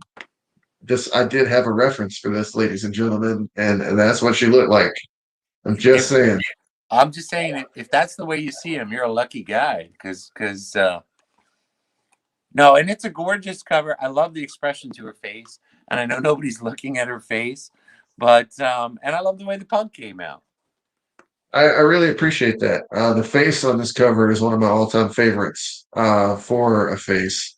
The pug, I mean, this is Sanju, guys. Like, he literally, it looks like my dog, my exact dog that I have, because that's what we used. Like, Yeah. I use my dog as reference. I sit there and I drew him. It was rather easy for the pug compared to the girl. It always is. Now Joshua says we have to try to pronounce his last name. I think we learned that from Wendy. Isn't it Navangane? Yeah, I think it's Navangane. Navangane? Navangane? Navangune. Yeah. Because I had been murdering it. I had been saying Everybody Navajune did. this entire time. You know what I mean? Yeah. I felt so bad about that. Right. When she told me about that. It's the same way I feel bad about Brett's name. Like, Yeah, I but the can't thing say is, it the unfortunately, way. Brett's got a common name. The thing is, in the comic industry, there is only one Sanju. So there's no reason to have to say his last name because everybody knows who he is. You know? That's It's true. like And not a Marat. lot, Everybody's not a lot going of to people know. do. Yeah, Everybody not will a know lot you're of talking people. about Marat. So that's my cover, guys. Check it out for the Kickstarter. It's a very We nice are. set of covers. Thanks, brother. We are going to bring the covers back up here, and I am going to show you Stephen Koala's cover at the bottom left down there. Steve and me actually met back in 2015 through a mutual friend. My best buddy was on his professional paintball team, which is crazy. And we met, and he got me into my first convention by February of 2000, I believe, 16. Might have been 15. I think it was 15. And I went to my first convention within 2 months of me starting to draw. Like, I had drawn all throughout high school, took a couple of classes for art in college. Right. Never anything in between then, really, until I started back again on overnights. And then I just started drawing because I was bored. and then Right. some guy bought a piece from me, and then it was over from there. But I was in my first show within 2 months of that, Oh which a wow. lot of people thought was insane. Chris Giarusso, being one of my top mentors at the time, especially, told me I was more prepared than anybody in the world had ever been for their first show. I had everything you could think of, Really? everything on the table. Yeah. Um, and I just remember Steven helping me that day and just being so cool to me.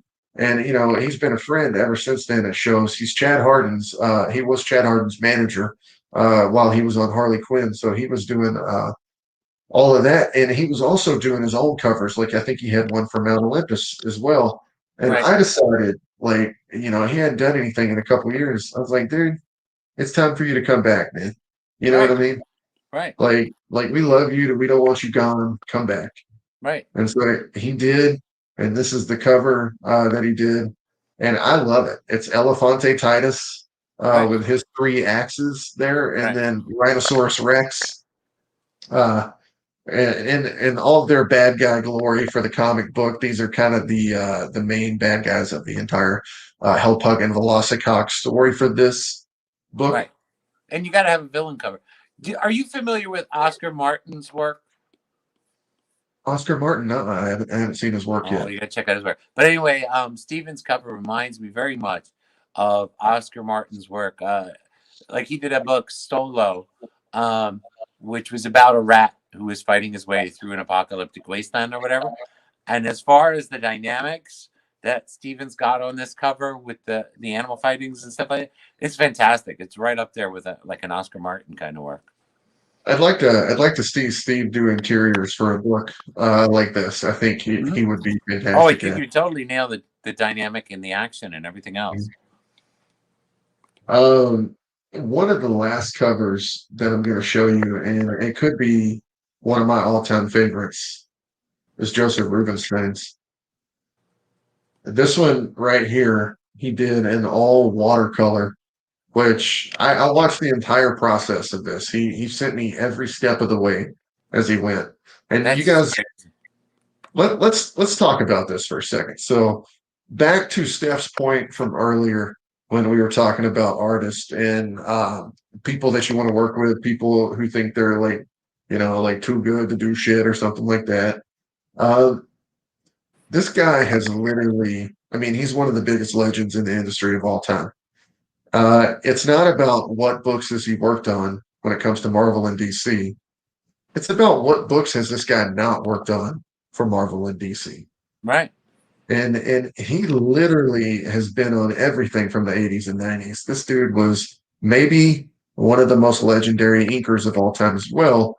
In my opinion, like if you're going to put him on a rank scale, he's in the top 3 of all time for books that he's done and the incredible talent that he possesses while doing it. Okay. And this is one of those guys that could have just rested on that one little acolyte right there of being a legend and one of the greatest ever. But in the past 30 years, what has he done? He went out and he learned how to paint like this. Okay. He grew as an artist. He didn't just stop being where he was as being the best at the time for an inker. Right. You know what I mean? He went out and he learned more. This is what a true artist wants, man. And I'm not saying you're not a true artist if you just stick to one thing and master it. I'm saying in your brain, you want to always get better. You always want to learn. And when you learn, you feel like a god from picking it up. You know what I mean? A lot of people don't understand that what I'm about to say, and don't let it offend you, but artists are gods in a way because we are able to create our worlds in our heads. I can sit here and paint something, stare at it for hours, and live in that world. You know what I mean? Right. And it's one of those things that the more you learn, the more you create, the better God you kind of become, I guess.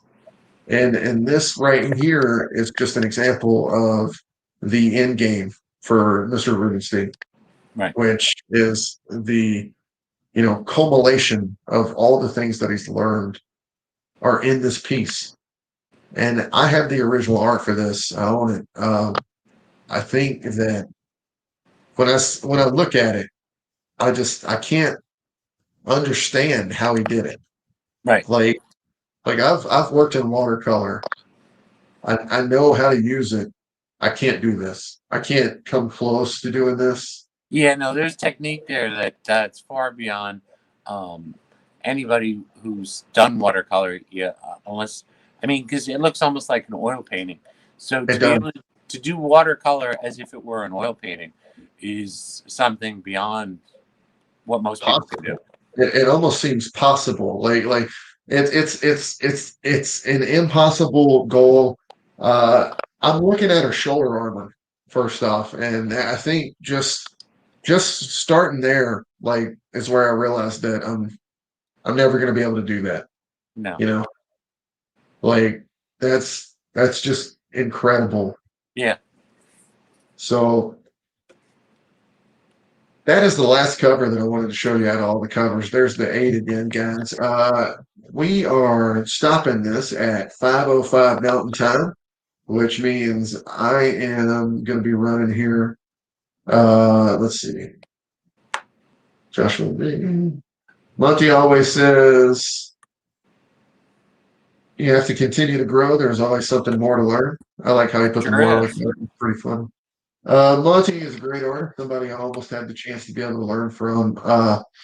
He was at a show we did together in the basement of Visions Comics and Oddities, right down the street in Denver. And I had just met him. I watched this guy draw a Lady Death head sketch in less than 10 minutes. That probably would have took me about an hour, but it was one of the best head sketches I had ever seen. Right. He was going to offer a class. This was about 3 years ago for his techniques and stuff like that. And I was going to take that class. He just never was able to get enough students together to do it. And I would have learned from the great Monty Michael Moore, guys. That's just a story for you right there. It would have been, but I've had to do what I do anyways, and that's I watch people. Like I watch like their art videos I have since like 5 years ago. And I'll just watch and I'll just try to emulate what I see, how people do certain lines or try to draw certain things, and I'll just try to implement that in my style. Right. You know what I mean? Techniques or the thought processes. Mm-hmm. And that it's almost like when you play a video game and you unlock a like a level up, like you're doing Dungeons and Dragons or something like that for you, and then all of a sudden your character levels up or something like that. And we get techniques and stuff that we learn. That's us leveling up. You know what I mean? And the only way we can do that is by people teaching us. And that's just you're either going to learn it from them showing you in person, or you're going to learn it from them watching them do it live. Right. So okay, now I have to get going. Yeah, I was gonna ask you. It is 1:48 right now. Yeah, so we've been doing this for about 2 hours almost. And I'm not gonna lie to you, Steph. I could sit here and talk to you all day, but I know that you've got. I know you got to go. We got to do this more often. Yeah, we should. Just think, this Mayhem show is on episode 12 right now, in the past 14 days, which is insane. Wow. But we're going to try to make this a weekly thing. And next time we'll have co-host Lewis Perry on with us as well. And the sound effects. Yeah. Yeah. I was watching, what was it, last night, and he was playing the sound effects, and he played it on a couple, and I was just like, bro, what the hell are you doing to me? I know. When I was watching it, all I could think about was those morning drive time shows, where they used to have the sound effects, and the crazy morning talk show with the two hosts. That's what it feels like sometimes when Lewis is here, man. It's more. He just lets out a sound effect at like the weirdest time, and you're like, oh god. Right. He's a lot of fun now. This right here is personal. Like what we're doing right now, this is me and you talking the exact same way that it would be if we were at a show. You understand what I'm saying? Exact same way it would be if we were having a beer together. This is what we do. Everybody knows I am exactly the same person that I am all the time. You know what I mean? So it doesn't matter who you are either. Like I talked like this to Ric Flair. You know what I mean? Like speaking of which, guys, Ric Flair being one of the greatest of all time. Steph, I talk about wrestling on this show a lot. Occasionally. Are you a wrestling fan at all? No. Steph? No. I have friends who are. But I know that was a big moment for you. That was a big moment for me on that one. Just because, in the South growing up, we didn't have too many options for entertainment, TV, anything like that. So my favorite things in the world were Bob Ross at 10 o'clock in the morning, Price is Right, and then I'd watch WCW on Saturday nights with Ric Flair. Yeah, That's pretty much all we had. I never got into it, but I had friends who did, and I think somebody who's into baseball or Yankees or the Red Sox or something like that, who's passionate about it, looks at wrestling fans like, what, what?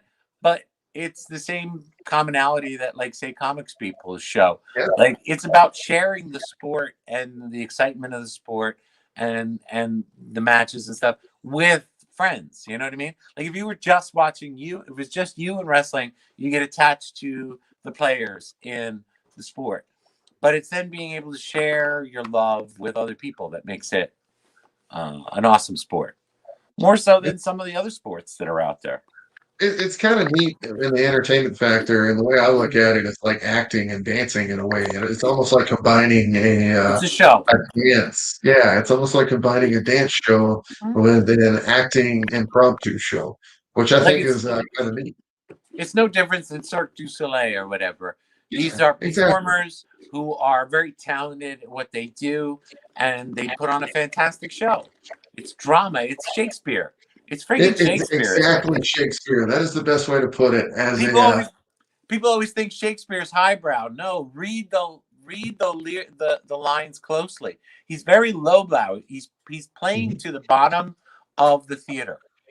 And the reason he's doing that is because that's who used to go watch the shows. That's who pays for the tickets. Mm-hmm. So. And one of the things that a lot of people don't know about me is I had a scholarship for forensics at a high school going into college, where they basically paid me to stand in front of people and talk. And I was an impromptu actor, and then I was also a speech and debater. So nobody ever beat me in debate, and the reason for that is because I am untouchable when it comes to that stuff. But the reason I tell you about this is because we're talking about the Shakespeare stuff and the wrestling stuff. I always thought, if I could do one thing other than artist, like maybe it would be like wrestling, like manager or something like that. Or maybe like, I could try to do the whole wrestling thing, but my knee's so tore up right now that I'd probably kill myself. Right. But one of the things that I was going to ask you is, what would you like to do? What would be your big thing if you didn't find some kind of celebrity in the art that we do now?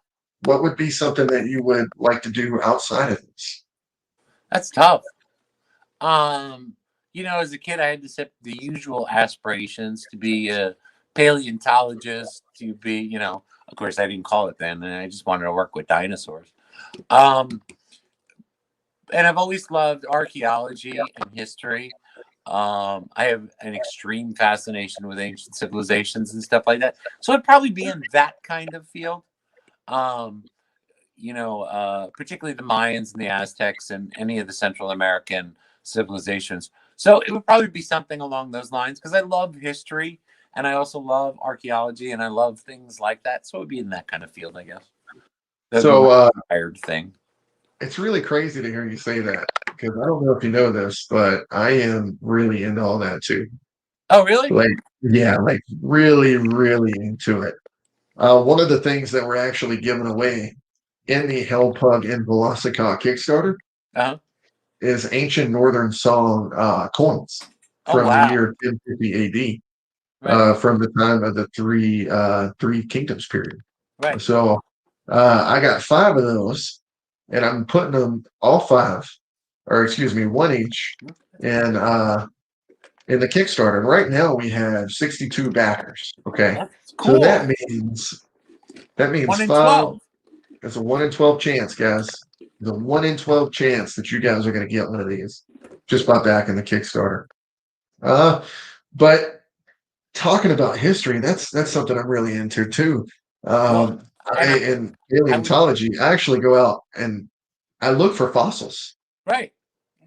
Did you know that? There was a stream bed in Jersey where you could dig them up right out of the stream bed. Anybody could go there and dig them up. And it's crazy because that stream bed in Jersey is from the Jurassic area. Yep. So and that makes it one of the oldest places you can actually go to get Right, one of the fossils in oldest the US. exposed areas that you could just go in there, knock some sand away, and something will fall out. Yeah, it's mostly trilobites and things like that, but it's still cool. There's some shark teeth in there and stuff like that. So, I'm a huge okay, fan of trilobites. but I like trilobites. I've got to go because Carrie's Yeah, we yelling can at talk me. about dinosaurs all day. I would like to I show know. your Google Oh cover if yeah, I I'd had love it. to talk So. about archaeology and dinosaurs. These people would tune off in about 5 seconds, but Well, my friend, all right, and we are going to show your cover one more time. okay. When's the Kickstarter end? 5 o'clock, right? It's 5:05 Mountain Time, which means it's going to be 3:05 your time. All right, I'm gonna try. Oh, okay. No. And then it's over. There it is, ladies and gentlemen. That is Stef Wilson's cover. We're off 5. Steph is the man. Thank you so much for being on the show Thanks today, for dude. having It's me. just short notice. Seriously, like, I mean, We'll have to do a Joshua Gates style history show. We'll have 2 people watch, but it'll still be fun. shit. Here's the other thing, though, is if we do it on YouTube, tons of people will probably end up watching it just from being Exactly. interested in history. So, Yep. not too worried about the whole like live part of whole everything. I'm just happy that we get to document this for later on when I'm super old and I can watch it and be like, And it's fun to have the conversation. Liver? It's fun to have the conversation no matter how many people tune in. Absolutely. You're the man, dude. Thanks for being here. No, thank you for having me. Also, All right. thanks for working with me on all the covers that you've done so far. Means a lot. It's been an absolute pleasure. So good luck on the Kickstarter in the last moments. I'll try and get another share out there before I got to run out the door. You rock, brother. All right, man. Thanks so much. Ladies and gentlemen, that was the great Stef Wilson. Amazing episode. 2 hours that we ran without Lewis tonight or today with Stef. And we probably could have talked at least another 2 hours before I would have had to get out of here and maybe take a break. But one of the things we are going to do, since it is 2 o'clock right now, and you guys know that we got a huge Kickstarter in the last seconds here with Hellpug and Velocicock that ends in almost 3 hours and 5 minutes. It is Cinco de Mayo, which means you guys need to get your drink on and have a party. But when you get done partying, please check out this Kickstarter and come check it out. Luis Torres says, great show. Thank you so much. Versus Oliva, thank you so much for being in the chat, brother. It's so awesome that you got to watch the show. Kleber is amazing, guys. If you haven't seen this guy's art yet, I am telling you, we're doing like a cover series of a niche that I've kind of thought of. You guys are gonna love it when you get to see it for Hellbringers and Ties That Bind Us. You guys can stay if you want. I am going to take a quick intermission, and then I am going to come back and get back on here in about 15 minutes. So I haven't had breakfast yet. Gonna eat, gonna get back on here. We're gonna talk to you more all the way up until the end of the Kickstarter. We'll see if we can get some more guests on here too, guys. It's been a real pleasure. I'll be back in just a minute.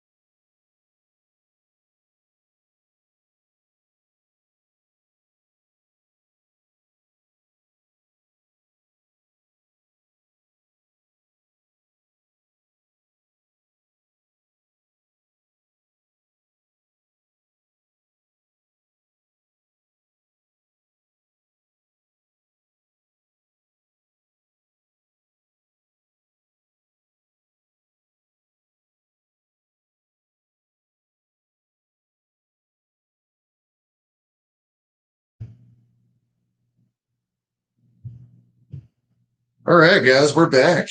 What's up? That was intermission, folks. So we had Stef Wilson earlier. We are gonna keep this going as long as I can keep it going.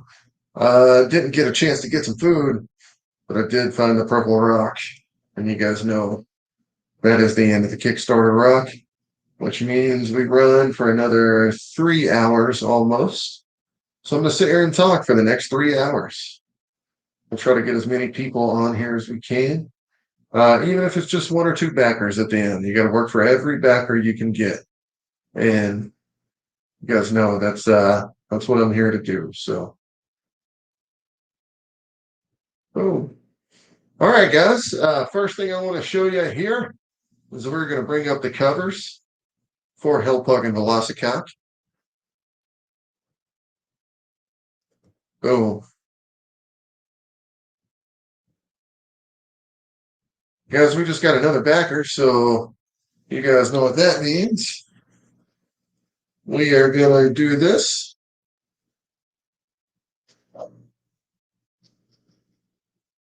Hellpug right there. Hellpug right there. Okay, there you go, folks. So we're going to bring those covers back up and show you again.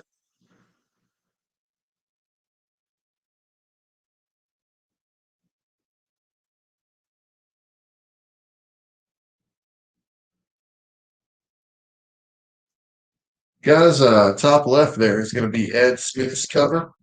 And then you're going to have Russ Cassidy on colors.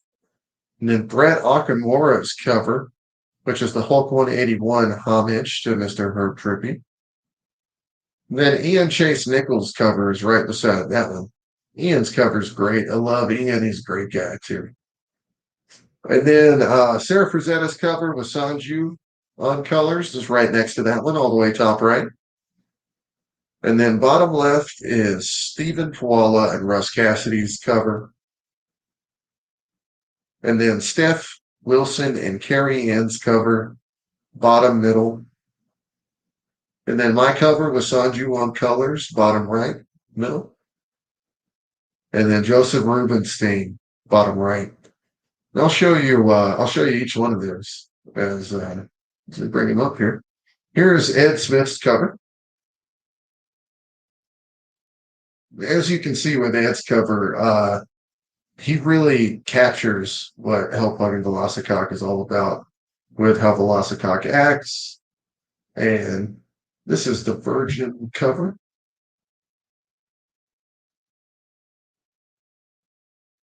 So guys, this right here is this is what it's going to look like for the lenticular. That kind of changes like that.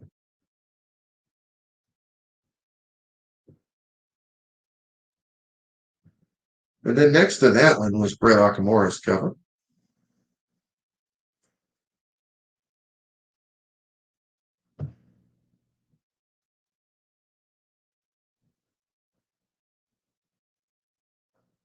And then next to that one was Ian Chase Nichols' cover.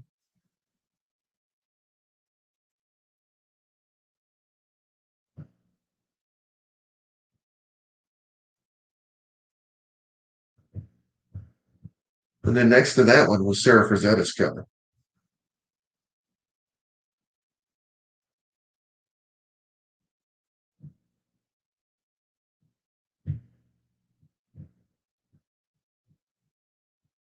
Sanju really did great colors on that cover, in my opinion. I thought that one was great. And then, you go bottom left, Stephen Pawala's cover.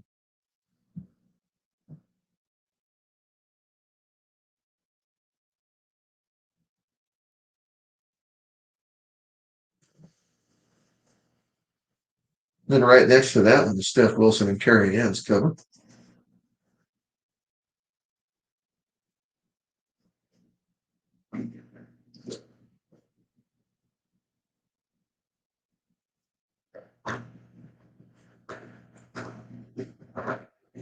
Then right next to that one is mine and Sanju's cover.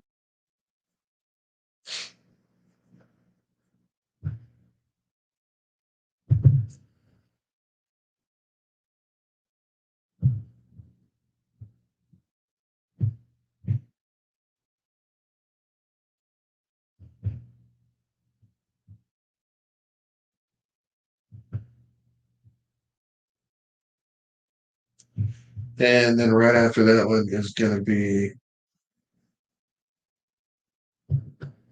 Joseph Rubinstein's cover. I love this cover, guys. I think this is one of the all-time greatest covers I have ever seen. I'm not just saying that because I'm biased and it's my book. I literally love everything about this piece of art. Everything.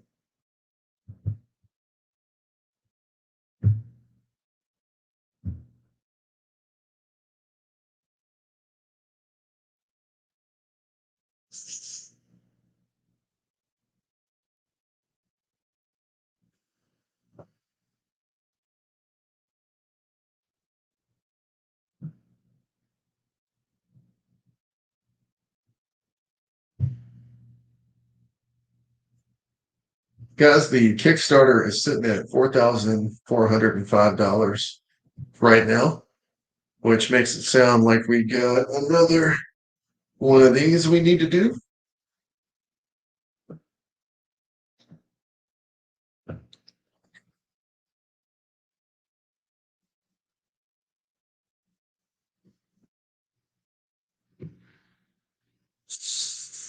Oh, God.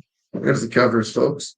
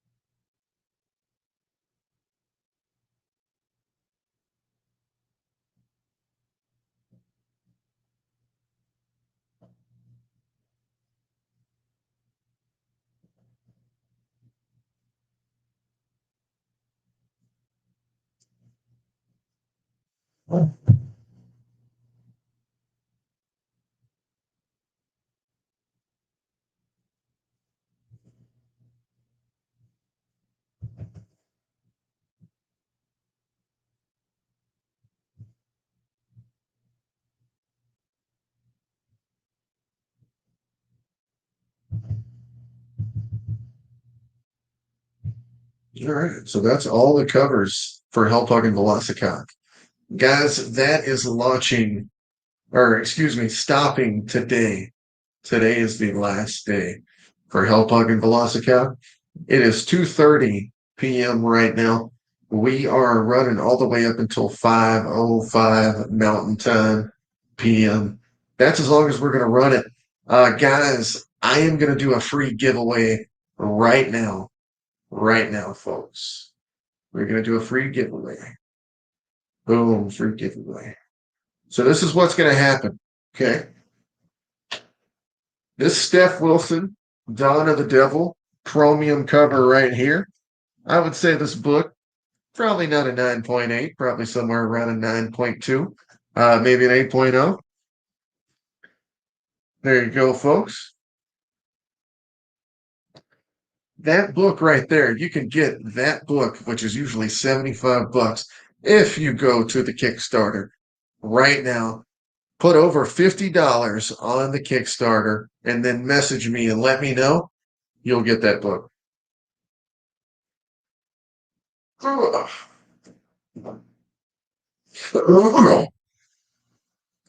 that is the free giveaway for today, guys. Do what I said. Go check it out. You'll be able to message me, and then I'll be able to get you hooked up with your free chromium Dawn of the Devil Stef Wilson variant book.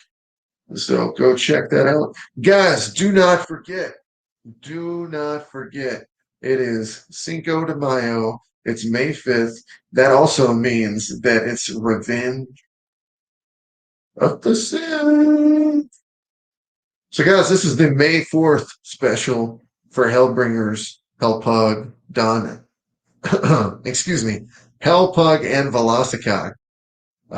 This is the May the 4th edition, where I actually homaged myself for the Hellbringers, the Sacred Heart cover that I did. And this is Darth Lilith. So this is kind of like her whole design if she was a, cosplaying a bad Sith bad guy. So Got to thank Murat Michaels for being the pioneer of a cover like that. He is the man. That right there, guys, that is my variant for it. So it is on the Kickstarter right now. You can go check it out and you can add it to your order as well as making your next one. So it looks like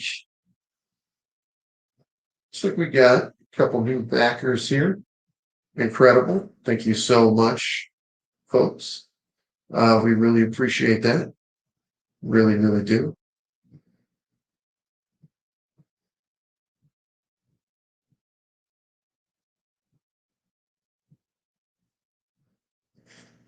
Okay, so one of the cool things about the stretch goals for Hellpug and Velocicock is at $6,666, which at the moment we are only $2,000 away from. You can actually add the Becky Fuller pinups to the back of the book. The first Hellbringers stretch goal is going to be the Hellbringers game card that's added at 5,000. And then Hellpug foil stickers will be added at 7,500. Those are going to be so sweet. They really are. Let's see. If you go look at the Kickstarter right now, you will see kind of what the lenticular version looks like of Ed Smith's cover, which is also available on the Kickstarter right now. If you go and it kind of has like a one of those like is it a GIF or is it a GIF? GIF? But it's one of those and it's pretty cool. It's got a little back and forth. You can see what the lenticular would look like. Thank you, my friend. May the fourth be with you as well from yesterday. I am a huge Star Wars fan. Who isn't a huge Star Wars fan? I collected tons of Star Wars toys as a kid. I love playing with those. Those were my favorite getaway. I had the Millennium Falcon and had a few of the main characters and stuff like that. I love that, man. I thought it was cool listening to Nirvana, playing with little Star Wars figures. 90s were pretty cool. Let's see. So there it is, guys. That is the May the 4th edition. Do you want to see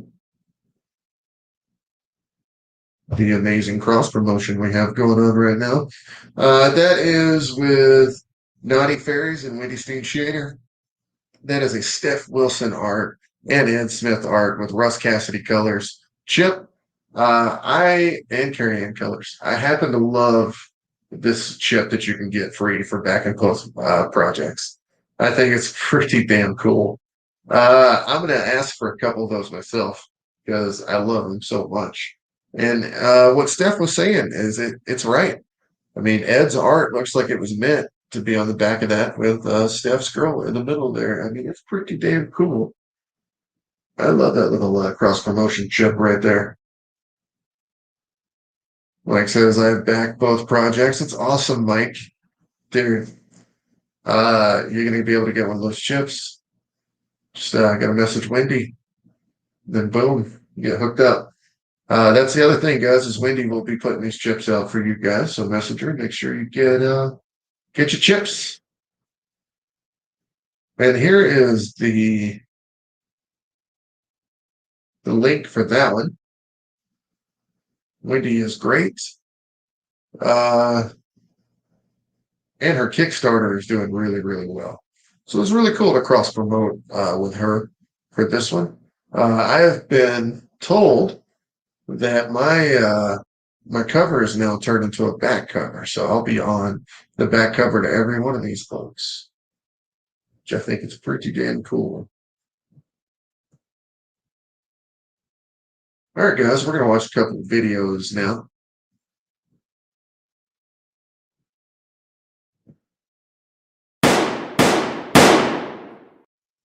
Well, who's the big bad boss? I'm the big bad boss. And my name is Hellpug, talk a lot of shit when I walk. I just walk around with a bad mood. My attitude, that's bad too. If the queen said I'ma bust a move, if you cross her, I'ma bust you too. Lilith said I gotta go away to find a husband and my daddy, yeah. On a special mission, I complete the mission, always ready for a battle, eh? Find Lucifer, then bring him back. Think I gotta jump on where he hiding at. But first I gotta move the queen to a safer place where ain't nobody riot at. That's a 10-4, buddy, roger that. About to hit the city, I'll be right back. Yeah, the city of Los Angeles to a castle town where nobody at. Hold up, what is this that I see? A Velocicock, half raptor, half cop. Run up on them with them things cop. And around in the chamber that bang cop. Oh, now this getting crazy, somebody else done appear. And it look like it's a rhinoceros rex. Me and Velocicock, we have a threat. And my God, there's another, now we have a mess. And this one's an elephant Titus. Me and Velocicock must be united. Kapow, kaplooey, we fighting. We striking them quicker than lightning. It's history, put it in writing.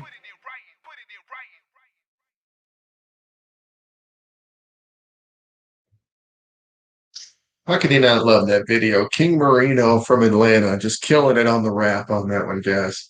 That was one of those ones me and him worked on for about 3 weeks. I loved working with him. He's incredible. One of the best rappers that are out there right now, guys. Check out King Marino on Instagram. New album drops soon. How about we watch it one more time?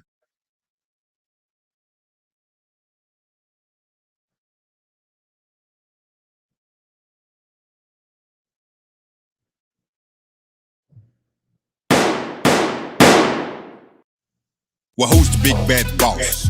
I'm the big bad boss. And my name is Hellpug, talk a lot of shit when I walk.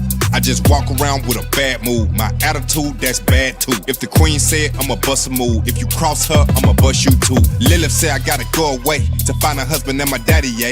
On a special mission, I complete the mission, always ready for a battle, eh? Find Lucifer, then bring him back. Think I gotta jump on where he hiding at. But first I gotta move the queen to a safer place where ain't nobody riot at. That's a 10-4, buddy, roger that. About to hit the city, I'll be right back. Yeah, the city of Los Angeles to a castle town where nobody at. Hold up, what is this that I see? A Velocicock, half raptor, half cop. Run up on them with them things cop. And around in the chamber that bang cop. Oh, now this getting crazy, somebody else done appear. And it look like it's a rhinoceros rex. Me and Velocicock, we have a threat. And my God, there's another, now we have a mess. And this one's an elephant Titus. Me and Velocicock must be united. Kapow, kaplooey, we fighting. We striking them quicker than lightning. It's history, put it in writing.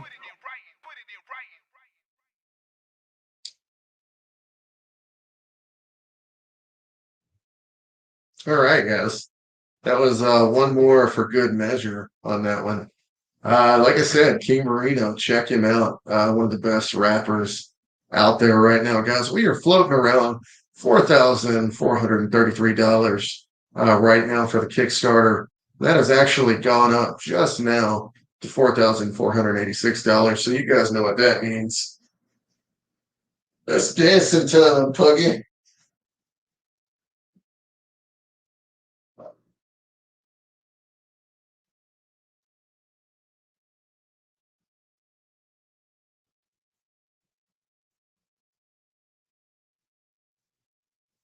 All right. Well, Puggy's excited about that. As am I. Ladies and gentlemen, we are getting ever closer to that stretch goal for Becky Fuller's pinups to be in the back of the book. The two double page spread pinups that will be in the back. Just check it out. Let's see.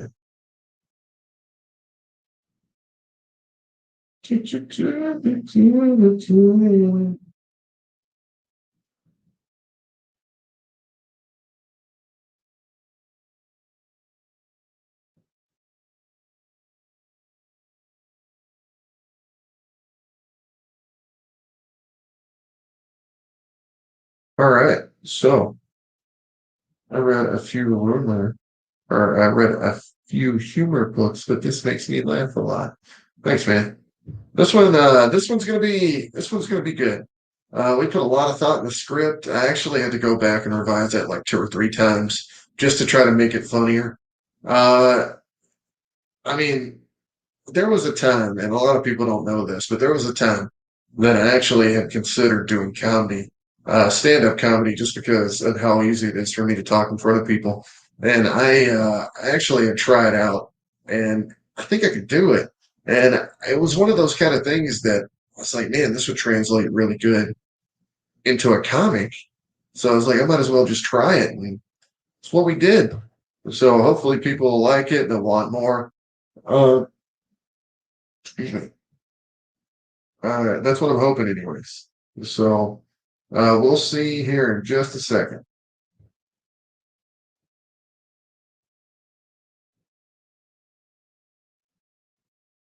Steven, thank you so much, dude, for backing. That is huge. Uh, I like when he says, "Hope you catch your breath." When he backed it, because the truth is I haven't stopped. I haven't stopped, man, since May of last year. I can't believe it's been a year already, almost, since we started on Sacred Heart, which, I was doing so much art, so many portraits, so many covers, so many pinups, so many commissions, and then all of a sudden it just all came to a screeching halt to just kind of make these comic books. And, life was good, life was grand, and then uh it just became one of those things like, I'm not doing art as much as I want anymore. Now it's, I'm a publisher, I'm a businessman, I'm a logistics guy. I got to figure out, how to get things from point A to point B and, do it in the best possible manner. And, I really, really, really enjoy doing this. I enjoy publishing. I enjoy drawing my own covers. I think that's one of the best things too. And I'm not able to get away with as much as you think I'd be able to by doing that, because my fiance is a huge critic of my artwork, and she makes sure that I do things right, even when I'm trying to be lazy, and she knows it. So I'm glad she keeps me straight.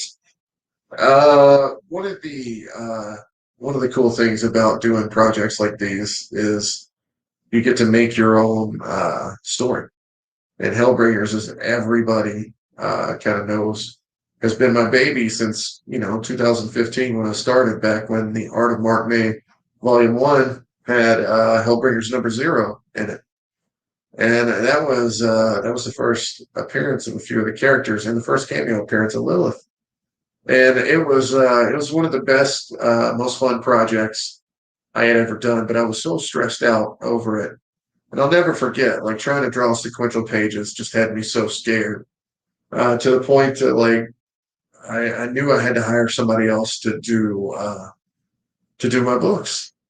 And I often think about, like, now, being 5 years later, or 6 years later, actually, 6 years later, and I'm just kind of wondering. I'm wondering, like, what would happen if I go back and try to do sequentials myself? You know what I mean? Like, what could I do now compared to what I could do then? And I really want to give it a shot. Like, I wanna give it that chance, go back and do it again, and just see what I can do. So I've actually thought about going back and redoing uh, a lot of the artwork for Hellbringer Zero myself, or having somebody else do it if I can hire. Just because I'd like to throw it in the trade paperback when we make the trade paperback of all of the chapters from this year. So I think that'll be fun. I have a big project I want to do. I know a lot of people aren't going to understand while I'm going to take a slight break from it to do it, but there's a style of an art book that I want to do later on this year, and I've decided that I'm going to do it. And what I'm going to do is, right when we get done with Jengar and Shred #2, I'm probably going to take that slight break to do that art book. And once I do that art book, we'll come back swinging in 2022. I'm super excited for what that year holds for us as a company, me as an artist. I'd love to take some time to learn some new techniques. That's something that has eluded me over the past year, is not being able to actually learn as much as I'd like to learn, as far as my artwork, as I'd like to think that I progress fairly quickly, but it feels like in the past year, uh, I haven't learned as much as I'd like to because I've been doing all this.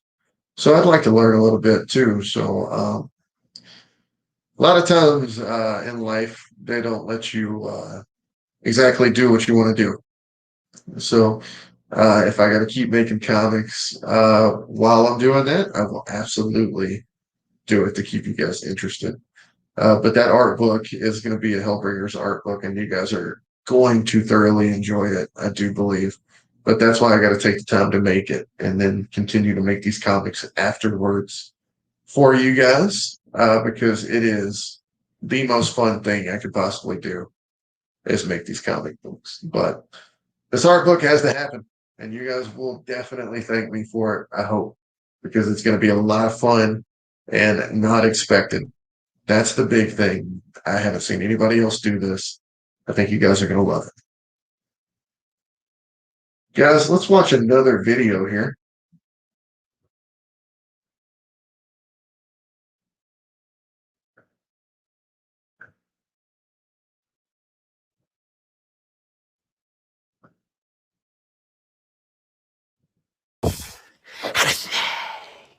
I'm a snake. I'm a silly little sneaky snake. Now, I was slithering around the comic book store, and I started hearing about this new comic book coming out. Now, I haven't read this thing yet, but it sounds pretty sweet. It's called Hellpug and Velocicock. That's in case you aren't a scientist, that is half velociraptor, half cock. Kind of like how I'm half human, half slither little sneaky snake. Now, I guess that also means Hellpug is half hell, half pug. Now, I used to have a pug, and they're pretty much all hell. So, Hellpug and Velocicock is about to be coming out soon.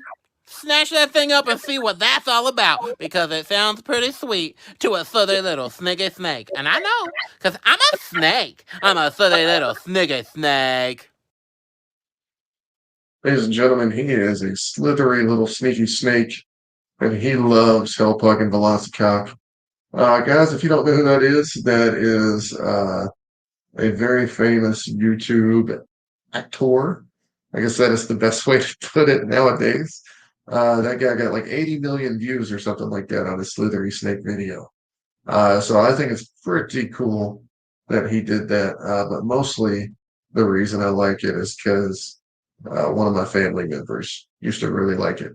My little brother, when we were both kids. So I thought that was pretty cool to have that so he could see it. My little brother's about 15 years younger than me. So I like to do stuff like that.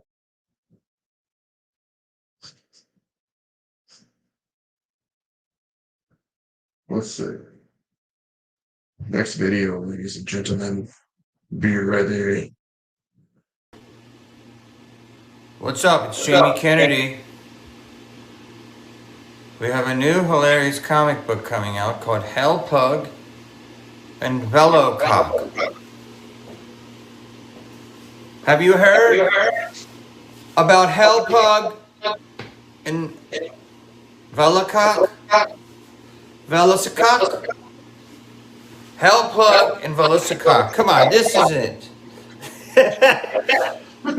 It's half velociraptor, half butt plug. I mean, half cock. Hellpug is Lilith, and she's Lucifer's puppy.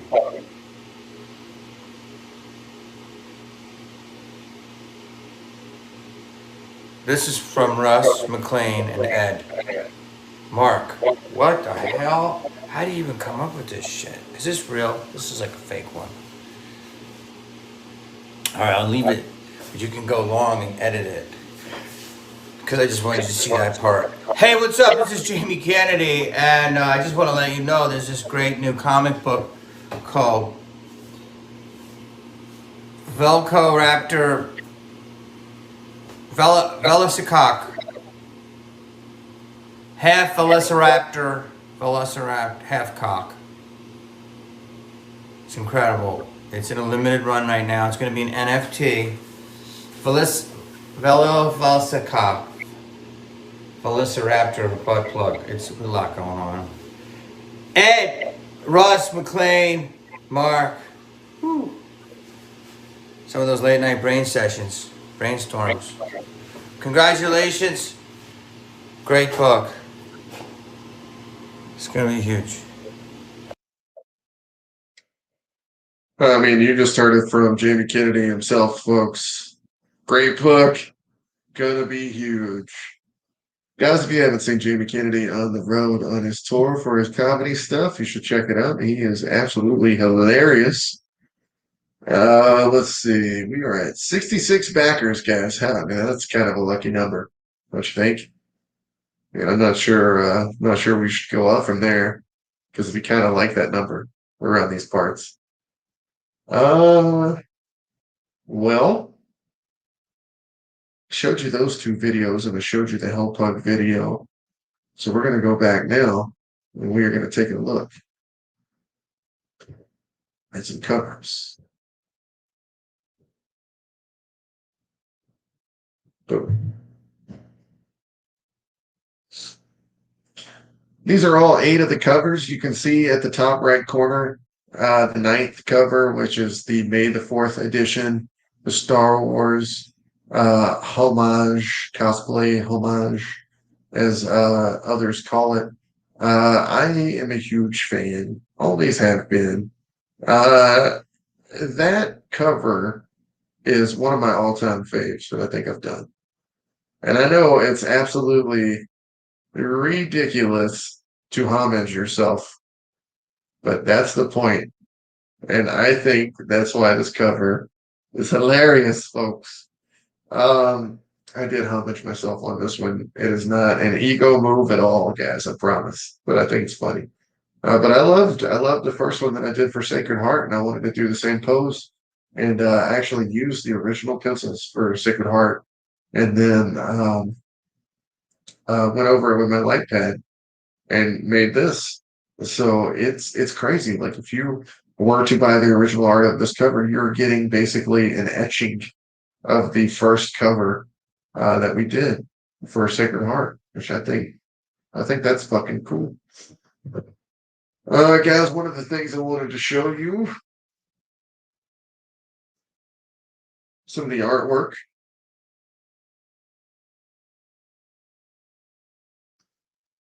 This is a very pivotal scene in the book for Hellpug and Velocicock. This is a special sneak peek for those few out there watching right now. This is huge stuff in the book. Huge stuff.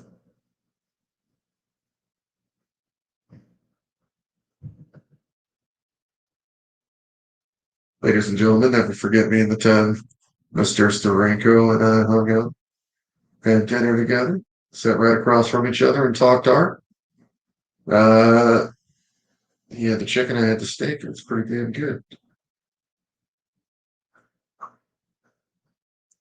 We had Stef Wilson on earlier in the show. Stef is one of the nicest, most talented guys, and one of the guys I probably have the most in common with in this industry. This is his cover right here, guys.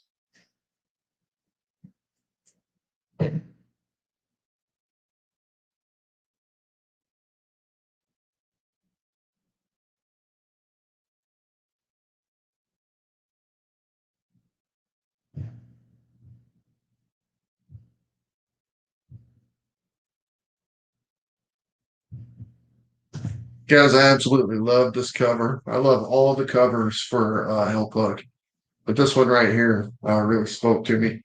One of the coolest things about Stef was watching him progress as an artist, and I get to be there while he does it. And I'm not taking any credit whatsoever for anything that he does for any of these covers, the way he was trying to say earlier. I think it's all him and his style and the way Carrie Ann colors it. I think they just do an incredible job as a team, truly.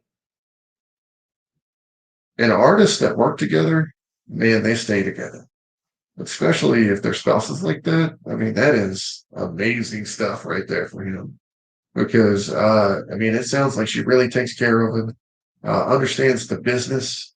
Understanding the business is the biggest thing. Because if you don't understand the business, then I mean, it's hard to be in a relationship with somebody who doesn't understand the business. Like I've had a few girlfriends on this run. You understand what I'm saying, that I've been on, and none of them have gotten it. None of them. And one I'm with now is probably the best one when it comes to it. And she's starting to learn what we're doing, and she helps a ton. And I love her for it. She's great.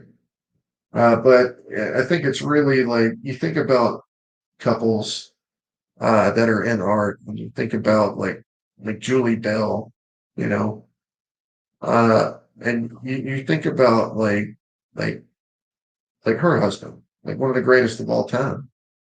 And I just and so is she. And they just learn from each other, and they constantly just keep going up and up and up and up and up and learn and learn and learn and learn. And it's just, I mean, thinking about that, like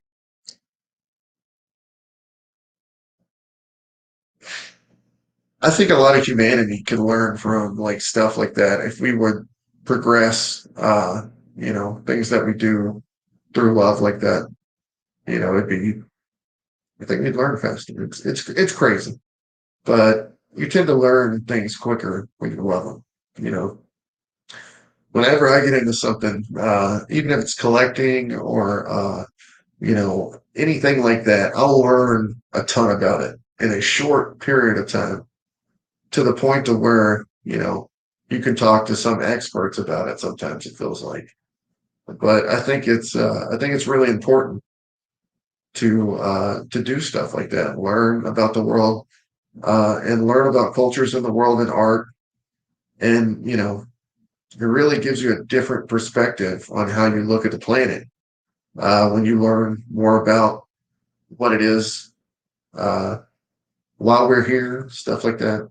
Uh, and it kind of makes you a better artist. So it's all perspective and how you look at things. And I always say, you could put me in a cell with a pencil and a piece of paper, and I would still feel like I was right at home. So I I love me some art. So guys, one of the coolest things about being a publisher is we get to make our own covers and stuff like that. And I get to tell people how to draw certain poses and what they should do. And then I give people free reign sometime, depending on who the artist is, and if I don't have something in my mind that I'd like to give them. So um, that's my favorite part of the job, is matching those artists up with, like, say, color artists and stuff like that I think would be good. It's almost like playing a GM for a football team. You know what I mean? And plugging in all the right pieces to make the team go to the best of its ability, like a well-oiled machine. And it seems like the people that we get to work for Silent Mayhem Productions, uh, they really, really, really um, fit the bill. They fit the bill. They fit their position. They fit exactly uh, the role you want them to play in order to win the championship. And these guys are great. And I love, like I said, watching them play together. So, like, a color artist could be a wide receiver, and your line artist could be a quarterback. And he's throwing a pass to him to the touchdown, and the guy that's got to take it all the way is the color artist. You know, getting the football from him, and that's kind of how you look at it. And it's some of the most fun I think I've ever had in my life, was doing this exact job right here, right now. And I hope I'm never not doing it, because like it is the bee's knees when it comes to jobs for me. I love creating stuff. I love writing. I didn't know I liked writing until I got into comics. Now, I love writing. And I really didn't know that. Uh, guys, looks like we just got another backer, folks. So awesome. Let's see. Well, on that note, let's see.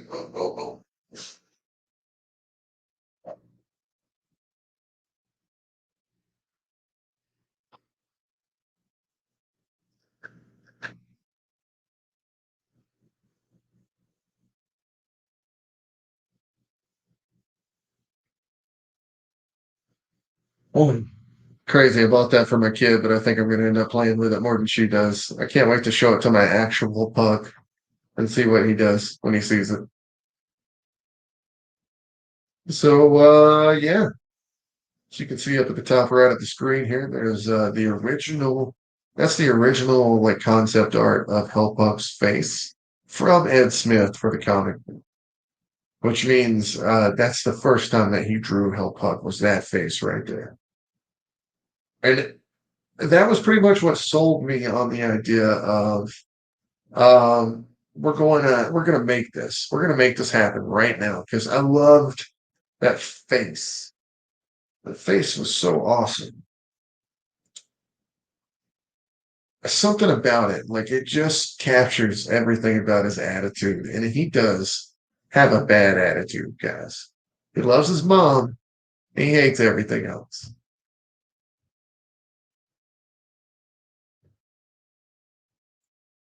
I'm going to show you one of the pages to the book.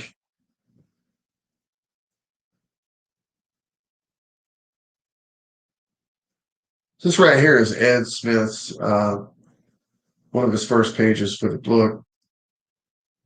I love this page. I think it's great. I think it conveys the message of love. I think it conveys the message of compassion. I think it shows their relationship in terms of I love like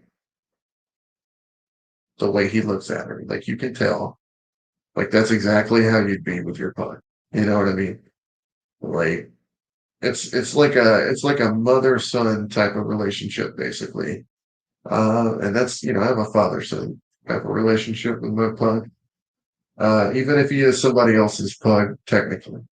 But I love dogs and I know everybody does, and I think that's one of the biggest hooks of the comic book is you don't want anything to happen to this dog, you know, and we all know that Lilith is kind of the main character so far in our story for Hellbringers, uh, and we've been rooting for 2 issues now, so or 3 technically. And in the card game, if you've played the card game, you know what it's all about for Hellbringers. If you have not played the card game, folks, let's talk about that for a second. So the Hellbringers card game is 3 decks so far. Set 1, set 2 Out of the Ashes, and then set 3, the Contest of Eternal Death. We have the rules on silentmayhemproductions.com. Please check it out, guys. Do not hesitate to message me to pick up a paper deck for any of the sets. They are $20 a piece. You need 2 dice, you need a piece of paper, and you need a pencil. Those are the 3 things you need to play this game. It's one of the most fun games you will ever play in a drinking setting, especially with your friends, because it goes fast paced, 10 to 15 minutes. Do a tournament. Don't forget at the end, you play as the boss. If you lose, it doesn't get any better. You get redemption, folks. Maybe. Unless they beat you. And they usually do. So advantage goes to the player, the winner. I have yet to be beaten in single combat. I don't think I ever will be. Something about the way I roll the dice just makes me lucky at the end. There has been about 9 games where somebody has almost beat me, and then I got them last second on like a roll of snake eyes or something like that, which is insane. Guys, that doesn't mean I haven't been beaten. We did best 2 out of 3s on those, and I got beat twice, which means somebody actually beat me in a round, but they didn't beat me in the round that counted, so I beat them 2 out of the 3 times. So close, but no cigar. Maybe next time. I'm calling everyone out who wants to play me. Good luck. And we could even play a couple rounds on Skype or StreamYard, Facebook, all that good stuff. But I will beat you. If you have not checked it out, guys, please check it out. Mog Park is on the cover for set 3. Nia Rafino is on the cover for set 2. And then Sanju is on the cover for set 1. So check it out. It is where it's at. Guys, it's 3:06 right now. We've been going all day since noon. Literally since I woke up today. I was like, hey Steph, we should do the show. And he's like, yeah. He's like, we'll do it at 2. And I was like, yeah, 2's fine. I was like, oh, but you're on the East Coast, so I forgot. I had 30 minutes to get ready for the show. I'm not 8 yet. Which means we're gonna throw you at a second intermission right now. And I will be back at 3:30 to finish strong for an hour and a half. Maybe 3:45. So don't quote me too much on this one. We'll go ahead and get that going. Guys, for now, though, we're going to go ahead and cancel the rest of this show and start a new one when we do that one. That way, maybe we can get a couple more viewers, since this is kind of like an after party to the show that we just had with Steph. We'll go ahead and cut this off. I want to say thank you to everyone that has been on the show so far. We'll go ahead and leave you with this, and we'll be back at 3:30 or 3:45.